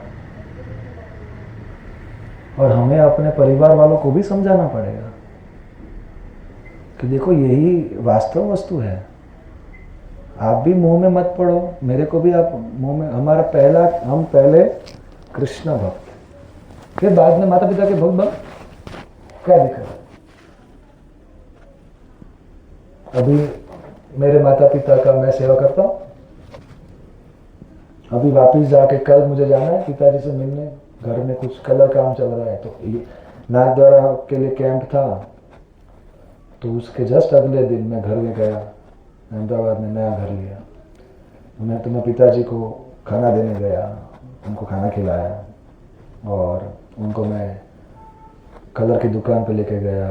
मैंने कलर चूज़ किए, और मैंने उनको नाश्ता दिया कि ये आप 3-4 दिन खाना, फिर सब जितना हो रहा है वो सब करेंगे। और अभी आज जाके कल फिर से जाऊंगा, तो जो कृष्ण का नहीं हो सका वो फिर किसका होगा? केवल छला है। अरे आप कृष्ण के नहीं हो सके, जिसका आप हो। और कृष्ण इतने परफेक्ट है, इतने जेंटलमैन, इतने लविंग है, उनके जैसा कोई व्यक्तित्व हो नहीं सकता। आपने परफेक्ट को छोड़ के आप इम्परफेक्ट के साथ परफेक्ट बनोगे, इसलिए फिर लोगों के रिश्तों में दरार पड़ रही। तो पहले ऐसे थे, बाद में हाँ, क्योंकि वो आपके लिए थोड़ी जुड़ा, वो तो अपने लिए जुड़ा। कृष्ण को छोड़ दिया, आपको कैसे बनेगा? इसीलिए इस्कॉन यूथ फोरम है, तो इस्कॉन गर्ल्स फोरम भी है। इस्कॉन क्या करता है कि ब्रह्मचारी ट्रेनिंग यूथ को देता है, ब्रह्मचारिणी ट्रेनिंग लड़कियों को देता है। लड़की को तो इस्कॉन समझाता है कि जैसे मछली को पकड़ने के लिए जो दाना डाला जाता है, वैसे ही ये संसार लड़कियों को फंसाने के लिए आपको अलग अलग दाना डालेगा, लेकिन आपको कहीं पे फंसना नहीं है। और आप पढ़ाई करो, आप नौकरी करो, लेकिन अपना चरित्र, अपने भविष्य के पति के लिए संभाल के रखो, तो आप भी भगवान को प्राप्त करोगे। तो इधर बॉयज़ का ट्रेनिंग होता है, इधर गर्ल्स का ट्रेनिंग होता है। फिर इस्कॉन में ही मैट्रिमोनियल होता है, मैरिज ब्यूरो। इसका बायोडाटा है, इसका बायोडाटा आया, और फिर कास्ट मैच करवाया, अगर पेरेंट्स का ऐसा है तो। अगर बाकी वैष्णविज्म में कास्ट देखने का ज़रूरत नहीं है, अभी हमारा सबका कास्ट वैष्णव हो। लेकिन अगर पेरेंट्स का है तो फिर सेम कास्ट का देख के फिर थोड़ा फिर मैरिज कर लेते हैं। फिर उनको ये सब पता है कि माँ कौन बन सकती, बाप कौन बन सकता, कैसे देखभाल करना है संतान को, तो इसलिए वो अपने बच्चों को लेके आती है। इसको देखा है, बाप प्रणाम करेगा और बच्चे को बोले प्रणाम करेगा, ऐसा ऐसा करे वैसे करेगा। So nice. आपने देखा होगा कि बाप अपने बेटे बेटी को तुलसी महारानी का जो जल देना होता है तो खुद भी देता है और अपने बच्चे को हाथ लेके देता है, उसको बाप बोलते हैं, उसको माँ बोलते हैं। वरना अगर वास्तविकता में देखने जाए तो हमारा माँ बाप कौन है? ये ऐसी बात है कि आज मैं ये वाला फाइटर जेट चला रहा था, एक साल के बाद बोला कि ये MiG-16 अभी एक्सपायर हो गया। पता है ना, अभी हमारे भारत में MiG-16 को समाधि दे दी, श्रद्धांजलि, और अभी F-16 आया। F-16 था ही, लेकिन अभी सब F-16 यूज करें, फाइटर जेट। तो अरे भाई, MiG-21 हो या F-16 हो, तो कोई अगर पूछे आपको कि आपका कौन सा प्लेन है, आपने अभी तक 20 प्लेन उड़ाए, तो आप क्या बोलो? याद नहीं मेरे को, कब कौन सा प्लेन? नहीं, आपका वाला प्लेन कौन सा है? मेरा वाला वैकुंठ का प्लेन है। एक प्लेन मेरा है वैकुंठ का, बाकी तो ऐसा प्लेन बदलते रहते हैं। वैसे ही चित्रकेतु महाराज, एक कथा आती है भागवत में, वो महान राजा थे, उनकी 1 करोड़ पत्नियां थी, भागवत में लिखा है। तो कितने शक्तिशाली राजा होंगे, अभी तो एकदम हालत खराब हो जाती। और 1 करोड़ पत्नियां थी, लेकिन दुर्भाग्यवश सभी, मतलब चित्रकेतु महाराज के भाग्य में पुत्र प्राप्ति नहीं था उनके कर्मों के अनुसार। तो अब कितना भी शादी करो, आप भाग्य में नहीं है तो नहीं मिलेगा। तो वो सब कुछ था उनके पास, लेकिन वो बहुत दुखी रहते थे। तो एक बार अंगिरा ऋषि आए और बोले कि चलो, अब ये राजा है तो अभी अगर राजा को प्रीचिंग करेंगे तो फिर बाय डिफॉल्ट पूरी प्रजा भक्त बन जाएगी, अपने को तो सबको भगवत धाम लेके जाना है। तो उधर गए तो चित्रकेतु महाराज दंडवत, साधु आए हैं और उनको अपने सिंहासन पर बैठाया और खुद नीचे बैठे, उनके चरण धोए, उनका स्वागत किया विधिवत। लेकिन चित्रकेतु महाराज को देख के अंगिरा ऋषि को पता चला, और किसी भौतिक वस्तु में फंसा है। भौतिक आसक्ति व्यक्ति के कान को बंद कर देता है, भले बाहर से खुला दिखे। तो अंगिरा ऋषि ने पूछा, क्या महाराज, क्यों आप दुखी हो? बोले, क्या हुआ? सब अच्छा है, लेकिन क्या हुआ? घर सुनो लागे क्या मरम तो है, क्या क्यों लागे मजा आ गया। अंगिरा ऋषि बोला, अरे उनके अंदर इतना पोटेंशियल था चित्रकेतु महाराज में कि वो इसी जन्म में भगवान का दर्शन करके भगवान के धाम जा सकते थे। अरे बच्चे में फंसे। तो अंगिरा ऋषि बोले, अरे कुंडली देखी, बोले आप में तो पुत्र है, अरे आप थोड़ा आशीर्वाद दे दो। अरे मुझसे भगवान विष्णु के चरण प्राप्त करने का आशीर्वाद मांगो, बच्चे वो भी दे दो, ये भी दे दो। अंगिरा ऋषि बोले, माया मुग्ध जीव, कृष्ण भूल ही गया। अरे इस संसार की हर वस्तु जितना सुख देगी उतना दुख देके जाएगी महाराज। अरे अभी तो दुख ही है ऋषि, सुख तो देखा ही नहीं कभी, वैसे भी दुख है। आप चाहे तो कुछ भी हो सकता है। अब ज्ञान घुस ही नहीं रहा अंदर। अंगिरा ऋषि बोले, ठीक है, मैं आपको ये यज्ञ बताता हूँ, यज्ञ करो और इसमें ये खीर भोग लगाओ और फिर वो खीर अपने पत्नी को खिला देना, तो आपको बच्चा हो जाएगा। लेकिन याद रखो, मैंने बोला है, इस संसार की जो वस्तु जितना सुख देगी उतना दुख देके जाएगी महाराज। वही वस्तु आपको ये अनुभव करवा के जाएगी कि कृष्ण के अलावा आपका कोई नहीं। दुख देके जाएगी वो। अफसोस करवा के जाएगी कि अपना सब कुछ इसके लिए क्यों न्यौछावर किया। भगवान बोल रहे थे मेरे लिए करो, लेकिन मैंने भगवान की जगह पे किसी वस्तु या व्यक्ति को रखने जाओगे वो उतना ही दुख दे के जाएगा जितना वो अभी सुख दे रहा है। कि किधर घुसे ये सब दिया। तो वैसा यज्ञ किया और खीर भोग लगा और अपनी सबसे प्रथम महारानी राजरानी कृतद्युति नाम था उनका, तो उनको खीर खिला और कैसे खीर खिला, कुछ दिनों में शी बिकेम प्रेग्नेंट हुई। तो प्रजा में उल्लास आ गया, हमारा युवराज आएगा, हमारा वंश आगे बढ़ेगा, हमारा महाराज को फाइनली संतान प्राप्ति होने वाला है। और अब उस खुशी में ये साधु का ज्ञान कैसे याद रहेगा?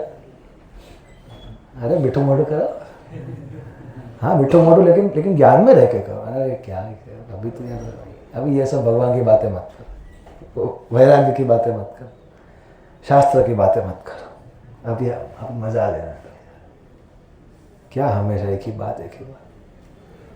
ठीक है, बच्चा हुआ और बच्चा का नामकरण पहले से कर दिया था अंगिरा ऋषि ने। बोला कि आपका मतलब अंगिरा ऋषि के ने ज्ञान दिया। अब भगवान की योजना से जब नामकरण हुआ तो इसका नाम हुआ हर्ष शोक। हर्ष मतलब खुशी, शोक मतलब दुख। तो उसका नाम भी भगवान और भक्तों की कृपा पूर्वक योजना से हर्ष शोक ही रखा गया। लेकिन नाम लेते लेते भी इसको वो ज्ञान नहीं आया और वो पागल हो गया, क्योंकि सब आसक्ति उसी में लग गई। छोटा बच्चा तोतली भाषा बोलता है, इतना सॉफ्ट स्किन होता है, और एक पप्पा बोल दिया तो हो जीवन सार्थक मानी। क्या याद रहेगा उसको? स्त्री का प्राइवेट संग, अब छोटे बच्चे की तोतली भाषा, इससे बड़ी माया क्या हो सकती। तो बच्चा धीरे धीरे बड़ा होने लगा, 3-4 साल का हुआ। लेकिन कितनी पत्नियां थी? हाँ, उसमें से किसको संतान हुआ? एक को। तो n-1 उन लोगों को ईर्ष्या होने लगी। अरे ये नालायक साला कहाँ से जन्मा। अब हमारे पति उसको ज्यादा इंपॉर्टेंस देते। किसको? पहली पत्नी को। उन्हीं के साथ रहते हैं, उन्हीं के आगे पीछे घूमेंगे, हमको टाइम नहीं देते। तो मेरे और हमारे पति के बीच में कौन सा कांटा है? कौन है कांटा? आए बच्चा, जो भी नाम हो उसका, नालायक का।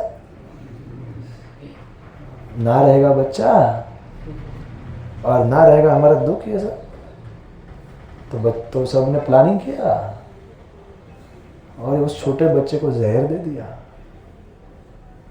यह है ये संसार। एक बार परम पूज्य राधानाथ स्वामी महाराज ने यूथ फेस्टिवल में चौपाटी में एक सवाल पूछा, आप में से कितने युवा भक्तों को सुंदर लड़की के साथ शादी करना है? तो किसी ने हाथ खड़ा नहीं किया। तो महाराज बोले मैं जानता हूं। लेकिन महाराज बोले लेकिन आप भी एक बात जान लो, फिर पूरा बंबई आपका दुश्मन बन जाएगा। चाणक्य पंडित बताते हैं ये कि घर में आपके 4 शत्रु हो सकते हैं। एक, जो पिता ने लोन लिया है वो आपका शत्रु है। एक, माता की जो व्यभिचारी है वो आपका शत्रु है। एक, बेटा की जो धार्मिक नहीं है वो आपका शत्रु है। और जो पत्नी खूबसूरत है वो आपका शत्रु है। ऐसे चाणक्य पंडित बताएं, शास्त्र तो नहीं, शास्त्र तो बता ही रहा है। प्रभु जी हमें यार तमें हाउ अणी काढ़ी लीधे, सच बता रहा हूं। तो ऐसा ही हुआ। तो ठीक है, खूबसूरत लड़की से शादी कर सकते हो, लेकिन सबसे खूबसूरत भगवान को बीच में रखना बस। तो फिर भगवान आपके पूरे परिवार की रक्षा करेंगे। तो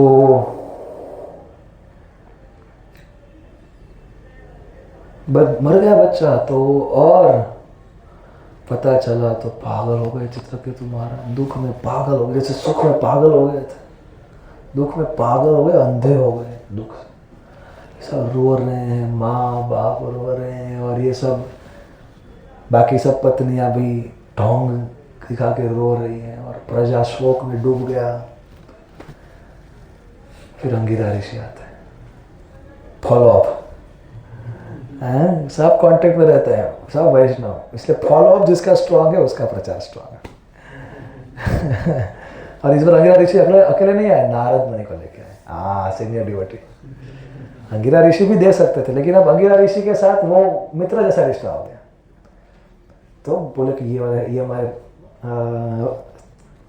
हमारे सीनियर प्रभु जी। मैं भी वही बोल सकता हूँ, लेकिन जब सीनियर प्रभु जी बोले उनके साथ थोड़ा वो मित्र जैसा हो गया। तो अंगिरा ऋषि नारद मुनि को लेके ओह क्या माहौल था। तो अंगिरा ऋषि नारद मुनि ने चित्रकेतु महाराज को बोला, क्या है? अरे आप तो राजा हो, आपके पास शास्त्रों का ज्ञान है। जैसे कोई नदी में अलग अलग घास के तिनकों को वो कुछ देर के लिए साथ लाता है, फिर से एक वेव आया तो उसको अलग कर देगा। या तो जैसे कोई बीज होता है, वो बीज डाल रहा है किसान, तो बाई चांस दो बीज साथ में डल गए जमीन में, तो वो साथ में उग रहे हैं। अगर वो साथ में नहीं होते तो कहीं और होते, तो वो कहीं और उगते हैं। तो साथ में रहने से थोड़ी वो अपना बन जाता है। अरे हम सब तो ये काल के प्रवाह में हम जीवात्मा है कि जो अलग अलग शरीर ले रही हैं, कुछ वक्त के लिए साथ आते हैं, फिर से एक काल का प्रभाव आता है, तो फिर हम बिछड़ जाते हैं। तो इसमें इतना शोक क्यों करने का? दुख होता है, ये अंडरस्टैंड, इसे पागल हो जाने का। आप तो राजा हो, अपने आप को संभालो। और हम आपको जानते हैं, आप में समझ है, आप में सामर्थ्य है, इसलिए आपको राजा बना गया। तो वो थोड़ा संभला। कौन? चित्रकेतु। फिर अंगिरा ऋषि बोले, कीधु तुम हम जो नहीं। चित्रकेतु मां सब समझ गया। अब क्लास लो, बैठता हूँ। अब कोई भौतिक आसक्ति आपके क्लास को रोक नहीं सकती मेरे हृदय में घुसने से। समझ गया ये संसार कैसे। अंगिरा ऋषि बोले बताने आया था मैं, लेकिन आप महाराज, गलती हो गया। मैं आप दोनों को, मैं तब भी आपको पहचानता था, लेकिन आपका वैल्यू नहीं किया मैंने। आप जैसे वैष्णव कि जो भगवान को अपने हृदय में धारण करके घूमते हैं, आप कोई कर्म से बंधे नहीं, लेकिन हमारे जैसे पतित नालायक संसारिक जीवों का उद्धार करने के लिए ही आप अपनी स्वेच्छा से हम सबके ऊपर कृपा करने के लिए आप घूमते हो। तो हम आपका ऋण कैसे चुका सकते? आप हमारा उद्धार कीजिए। और बोले कि मैं तो जंगल में भटका हुआ पशु हूँ मैं तो आप मुझे अपना बना के मेरे इस पशु बुद्धि से मेरे को बाहर निकालें। तो अंगिरा ऋषि बोले, आज मैं लाया हूँ एक सीनियर डिवोटी, वो लेक्चर देंगे आपको। तो नारद मुनि बोले, मैं भी लेक्चर नहीं दूंगा। अंगिरा ऋषि के प्लान तो आप यार, प्लानिंग क्या आया था, शेड्यूल बनाया तो क्या पढ़ूंगा।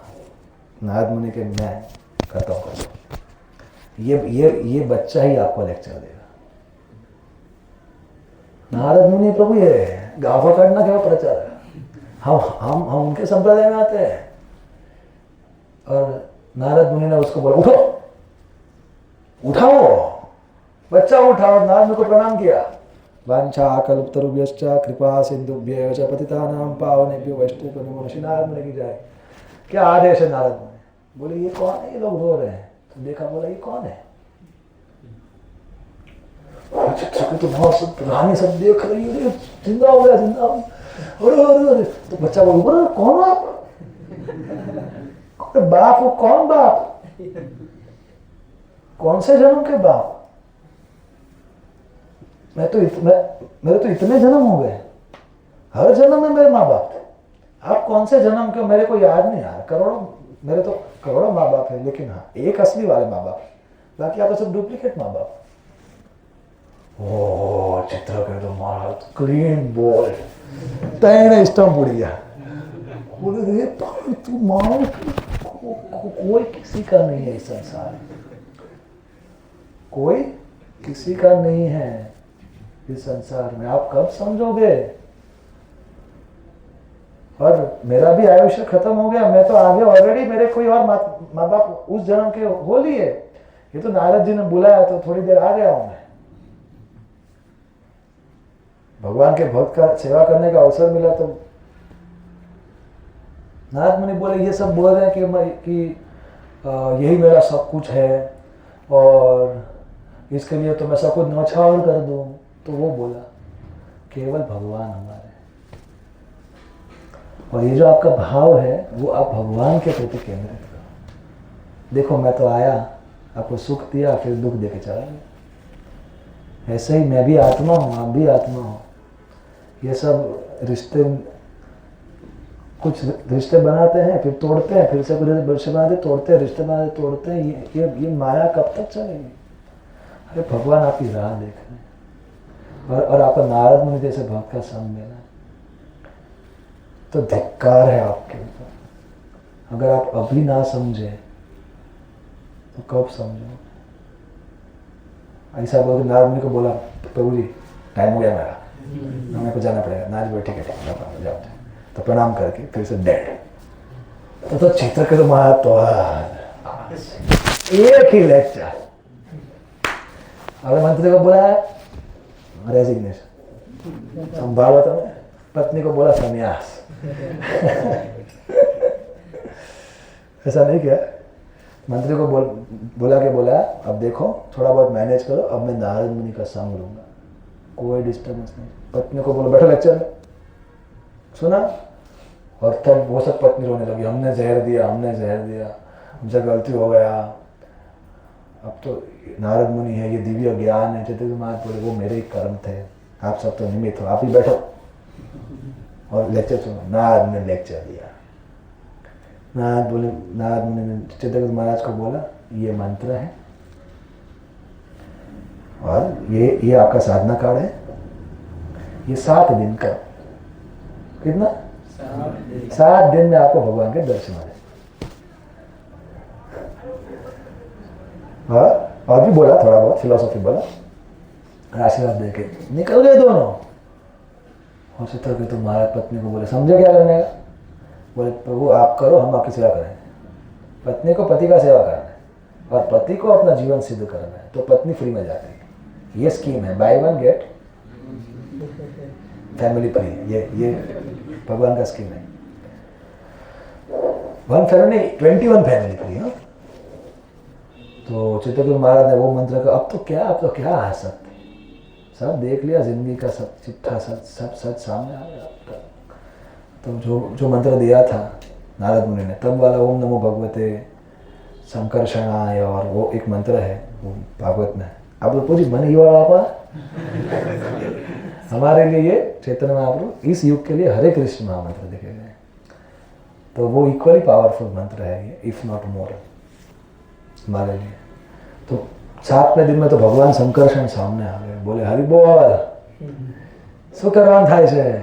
और वैसे भगवान को देखा हो चित्रकेतु, आंखों में से आंसू आने लगे कि प्रभु मैं आपको भूल गया इतने जन्म, लेकिन आपकी कृपा से आपने अपने भक्त को भेजा। नारद मुनि पारस मुनि, मेरे जैसे लोहे को भी छू दिया तो मेरे को सोना बना दिया। आपको देख रहा हूँ तो मेरे को नारद जी का याद आ रहा है। ऐसा मेरे को आशीर्वाद दो कि मैं हमेशा नारद जी का सेवा करता रहूं, और अब मैं आपको कभी भूलूं नहीं करूँ, और अब मैं जल्दी से मैं आपके पास आ जाऊँ, मैं इस योगी बन जाऊँ। भगवान बोले ओके तथास्तु, और भगवान चले गए। दर्शन के बाद भगवान चले गए, लेके नहीं गए साथ, क्योंकि चित्रकेतु महाराज 99.9% प्योर हो गए। भगवान के दर्शन करने के बाद भी उनको एक इतना घमंड रहा कि जो मतलब ऐसे बोला, जो भगवान का दर्शन मेरे को, हम बोलते हैं ना सम्मुख दर्शन क्या, डायरेक्ट बात भी किया, थोड़ा एकदम हल्का। भगवान बोले ये ना चले। और फिर चित्रकेतु महाराज को गंधर्व लोक का राजा बनाया गया, और गंधर्वों के साथ मतलब स्वर्ग, और उनके साथ फिर वो उनका प्लेन होता है, हवा में उड़ते थे। तो एक दिन अब चित्रकेतु महाराज हर रोज प्रार्थना करते थे कि प्रभु अब और कितना देर, अभी तो आपका दर्शन हो गया, आप कृपया स्वीकार नहीं करे, क्या गलती है, मैं कुछ भी सहन करने के लिए तैयार हूँ, लेकिन आप मेरा उद्धार करो। मैं कब तक मैं आपसे दूर रहूँगा प्रभु, क्योंकि प्रेम था। तो एक दिन ऊपर जा रहे थे तो नीचे शिवजी भागवतम क्लास दे रहे थे, और सब तपस्वी ऋषिगण बैठे हैं, शिवजी भागवतम क्लास दे रहे हैं अपनी पत्नी को गोद में बैठा के। माया देवी साक्षात पार्वती देवी को अपने गोद में बैठा के शिवजी क्लास दे रहे हैं भागवतम। महाराज और तो उससे शिवजी को प्रॉब्लम नहीं, पार्वती देवी को प्रॉब्लम नहीं, ऑडियंस को भी प्रॉब्लम, क्योंकि सब जानते हैं कि शिवजी का लेवल क्या है। और कुछ कारण हुआ होगा, बाकी तो पार्वती देवी नीचे बैठती है, बाजू में बैठती है, कुछ कारण रहा होगा। तो ऊपर से चित्रकेतु महाराज मुस्कुराए, क्या बात है शिवजी, और ऊपर से ही थोड़ा क्या प्रणाम शिवजी। क्यों? शिवजी भी संकर्षण के भक्त है, चित्रकेतु महाराज भी संकर्षण के भक्त है, तो दोनों गुरु भाई जैसे हो गए, एक ही गुरु एक ही भगवान के भक्त, तो दोनों दोस्त थे।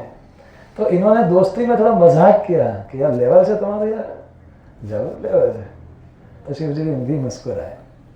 अब ऑडियंस ने शिवजी को देखा, शिवजी मुस्कुराया, तो ऑडियंस भी मुस्कुराया। पार्वती देवी है, तुम्हें क्या लगता है कि क्या मेरे पति मान है, और इससे तुम हंस रहे हो और तुम मजाक कर रहे हो?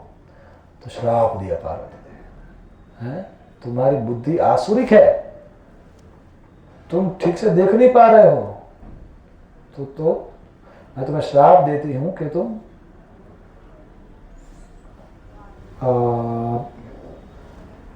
तुम एक असुर बन जाओ। तो चित्रकेतु महाराज ने श्राप सुना, शिवजी ने सुना, सभी ने सुना। तो चित्रकेतु महाराज तो खुश हो गए, आके पार्वती जी को प्रणाम किया, मैया थैंक यू, मैं तो इसी के लायक हूँ, धन्यवाद आपने मुझे दंड दिया। लेकिन जस्ट एक क्लैरिफिकेशन देना था कि मैं और शिवजी बहुत घनिष्ठ मित्र हैं, मैं जस्ट ऐसे थोड़ा मजाक किया उनके साथ। शिवजी आपको कुछ प्रॉब्लम हुआ? शिवजी बोले मेरे को नहीं।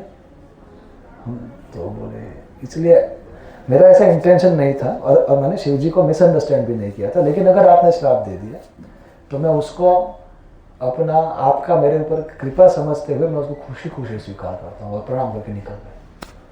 तो पार्वती देवी बोले आओ क्यों मानो सही, मान लो कि आप किसी को बोलो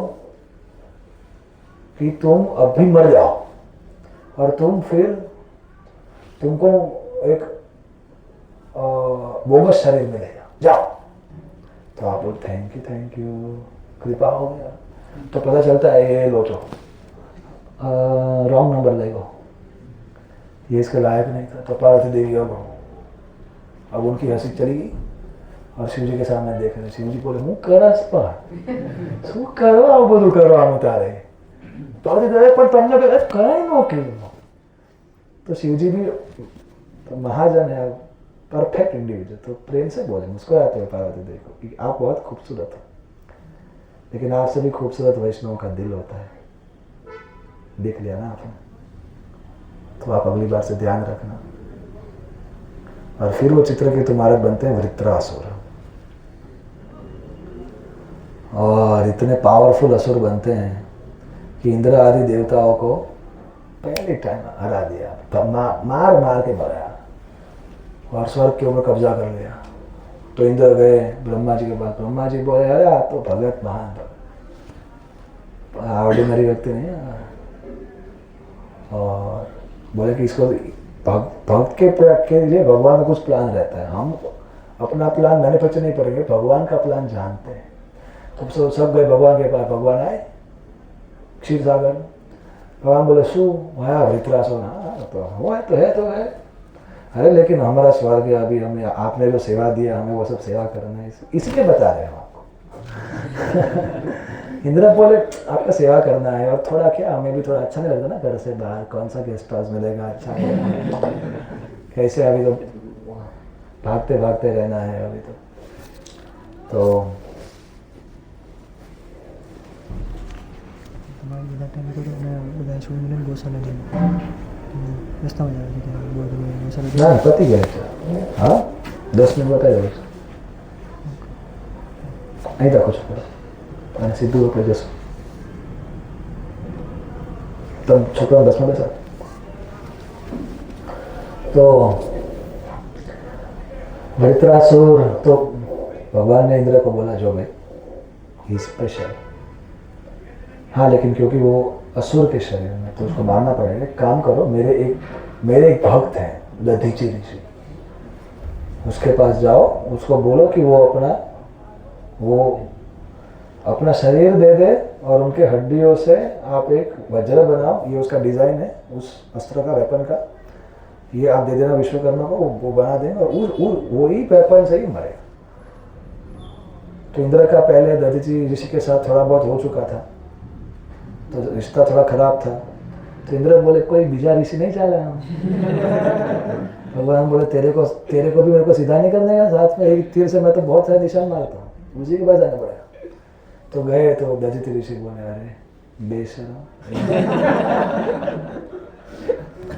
है, तुम्हें अपनी जान की इतनी परवाह है कि दूसरे की जान पे खुद की जान बचाना चाहते हो, और वो भी किसके साथ, जिसके साथ बिगड़ा है?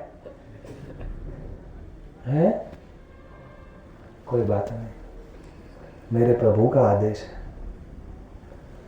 ऐसी सेवा किसको मिलेगी कि प्रभु खुद बोले कि मेरी सेवा के लिए उसको बोलो कि वो मर जाए?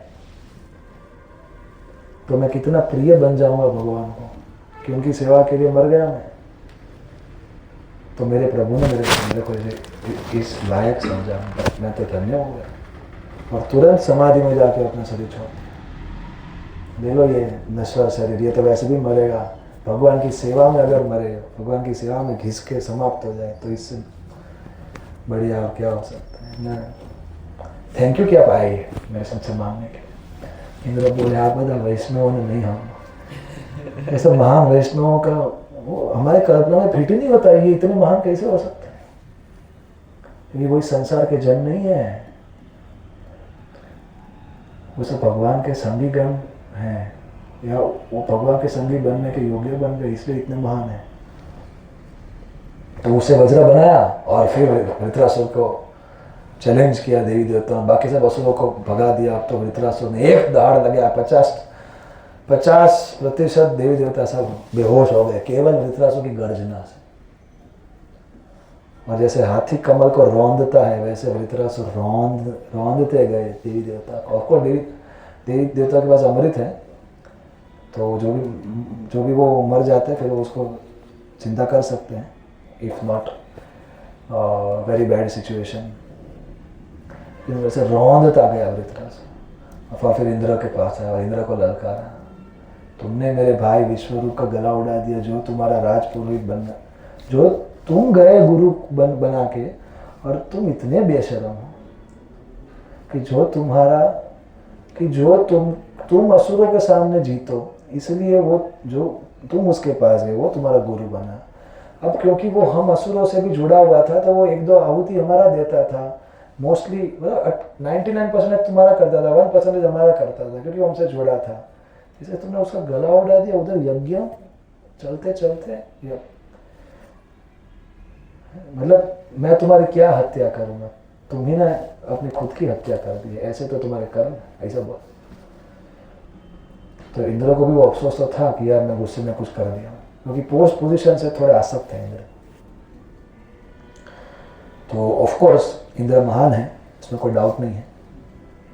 हम जब 1000 गलती करते हैं तब वो जब हम 1 करोड़ गलती करते होंगे तब वो 1 गलती करते हैं, और वो हमसे भक्ति में भी आगे, लेकिन वो मिश्रित भक्त है, शुद्ध भक्त नहीं।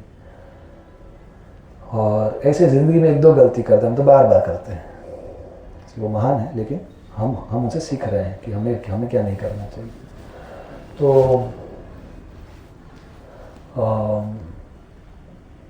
अब इंद्र ने सोचा कि वज्र तो है मेरे पास, लेकिन मेरा बेस्ट अस्त्र शस्त्र है गदा।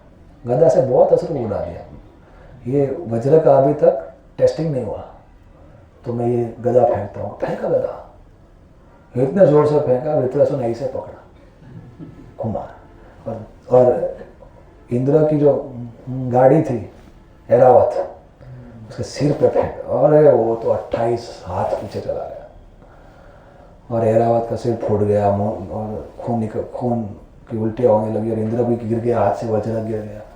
और देवी देवताओं ने भी बोला यार वृत्रासुर तो यार महान, इसको क्या बोलते हैं, स्पोर्ट्समैनशिप बोलते हैं।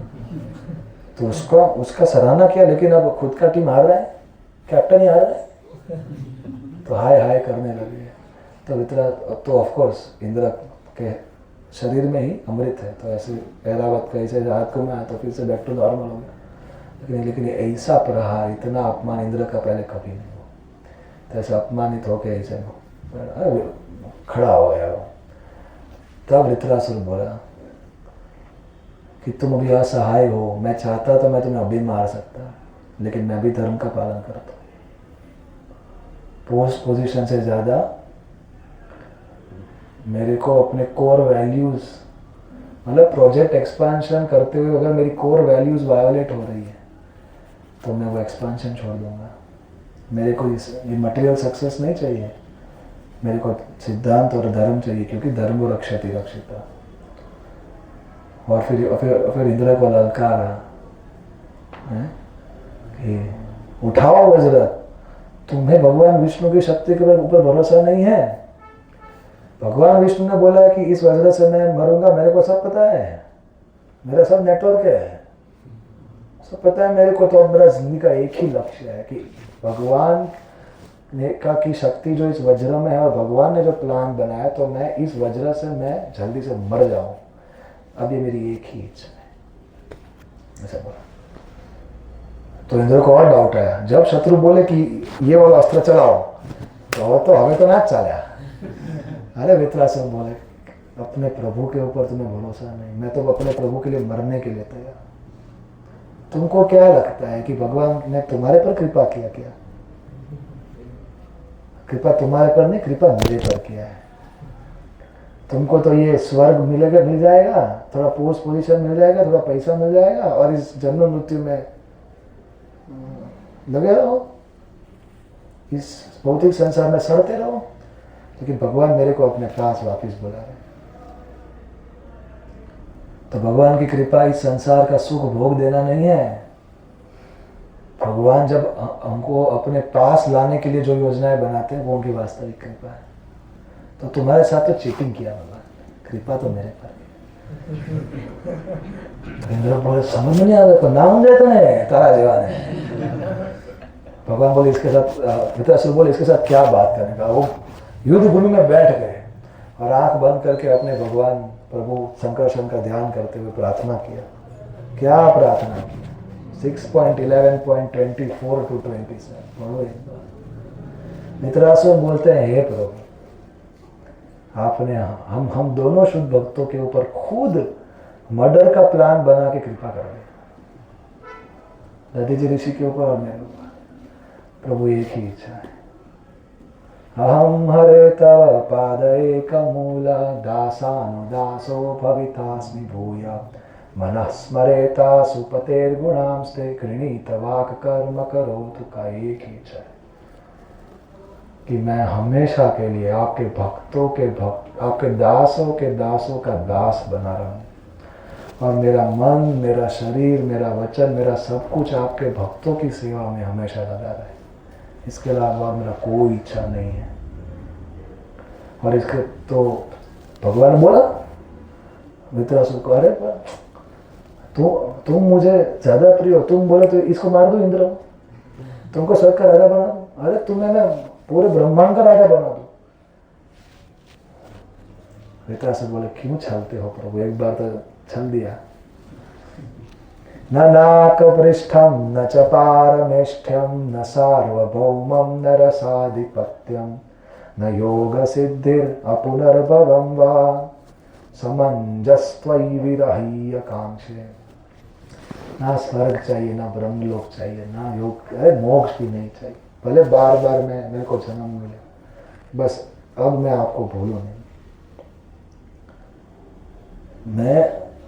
मेरे हृदय में आपकी याद 24 घंटा रहे, मेरे हृदय में आपके अलावा और कुछ नहीं रहना चाहिए, बस यही चाहिए, बाकी कुछ नहीं चाहिए प्रभु। और मैं आपके विरह में तड़प रहा हूँ। कैसे?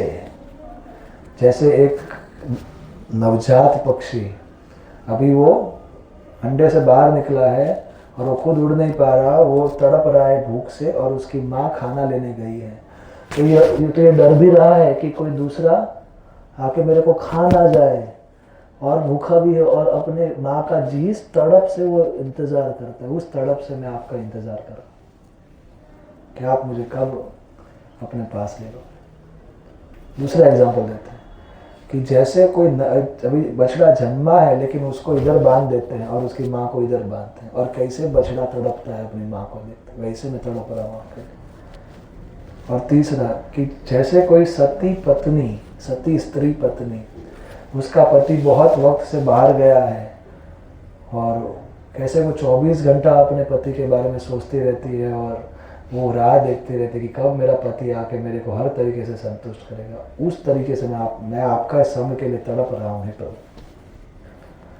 इसलिए मेरे को इस संसार से छुड़वाओ। हाँ, मेरे अंदर आसक्ति है, मेरे अंदर मोह है, मेरी पत्नी के प्रति, मेरे घर के प्रति, मेरे बच्चों के प्रति, लेकिन आज मैं आपको प्रार्थना करता हूँ कि मेरा सब मोह छुड़वा के मेरा पूरा मोह केवल आपके साथ बन जाए, और मैं आपके अलावा किसी से आसक्त नहीं होना चाहता, और मेरे को आपका भक्तों का संग दे दो बस, मेरे को और कुछ नहीं चाहिए। तो इंद्र तो बोला, अरे बाप रे, इसका तो मर्डर करूंगा तो वैष्णव पे लगेगा मेरे को। क्या प्रार्थना की? वृत्रासुर फिर से आया, इंद्र को बोला कोई अपराध नहीं लगेगा, मारोगे नहीं तो अपराध लगेगा, मारो मेरे को। और फिर वृत्रासुर ने फिर भी उसको इंद्र के साथ युद्ध कर रहे थे, क्योंकि इंद्र बोले ये इतना शक्तिशाली है। और कैसे प्रार्थना किया इंद्र ने, ताली बजाया युद्ध भूमि में, बोले यार तुम्हारा जैसा भक्ति नहीं देखा साला मैं। फिर समझे इंद्र, अब ऐसा भक्ति देखोगे युद्ध भूमि में? नारायण बेशा, कब समझूंगा, कब तुम्हारे जैसे भक्तों के चरणों का धूल मिलेगा मेरे, क्योंकि मेरी मति शुद्ध होगी, फिक्स होगी। और फिर तुम्हारे सेवा के भाव से वृत्रासुर को मारा, और वृत्रासुर सीधा भगवत। तो ये चित्रकेतु महाराज और वृत्रासुर की प्रार्थना से हम ये समझ में आता है कि हम पहले नित्य कृष्ण दास है, बाकी सब कुछ है, सब करना है, लेकिन ये सबसे पहला, और ये कभी कॉम्प्रोमाइज नहीं हो सकता। रघुकुल रीत सदा चली आए, प्राण जाए प्रवचन। हम भगवान के हैं, हम कौन है और कौन हमारा है, इसका आंसर क्या है? हम भगवान के हैं, हम भगवान के लिए हैं, और जो लोग ऐसा मानते हैं कि हम भगवान के हैं, हम भगवान के लिए हैं, वो ही हमारे हैं। बाकी कर्तव्य निभाएंगे, रिश्तों को निभाएंगे, लेकिन चिड़िया की एक आँख ही दिख रही, भगवान दिख रहे, भगवान की भक्ति दिख रही, भगवान के पास वापस जाना है बस। हरे कृष्णा। ठीक है, थैंक यू।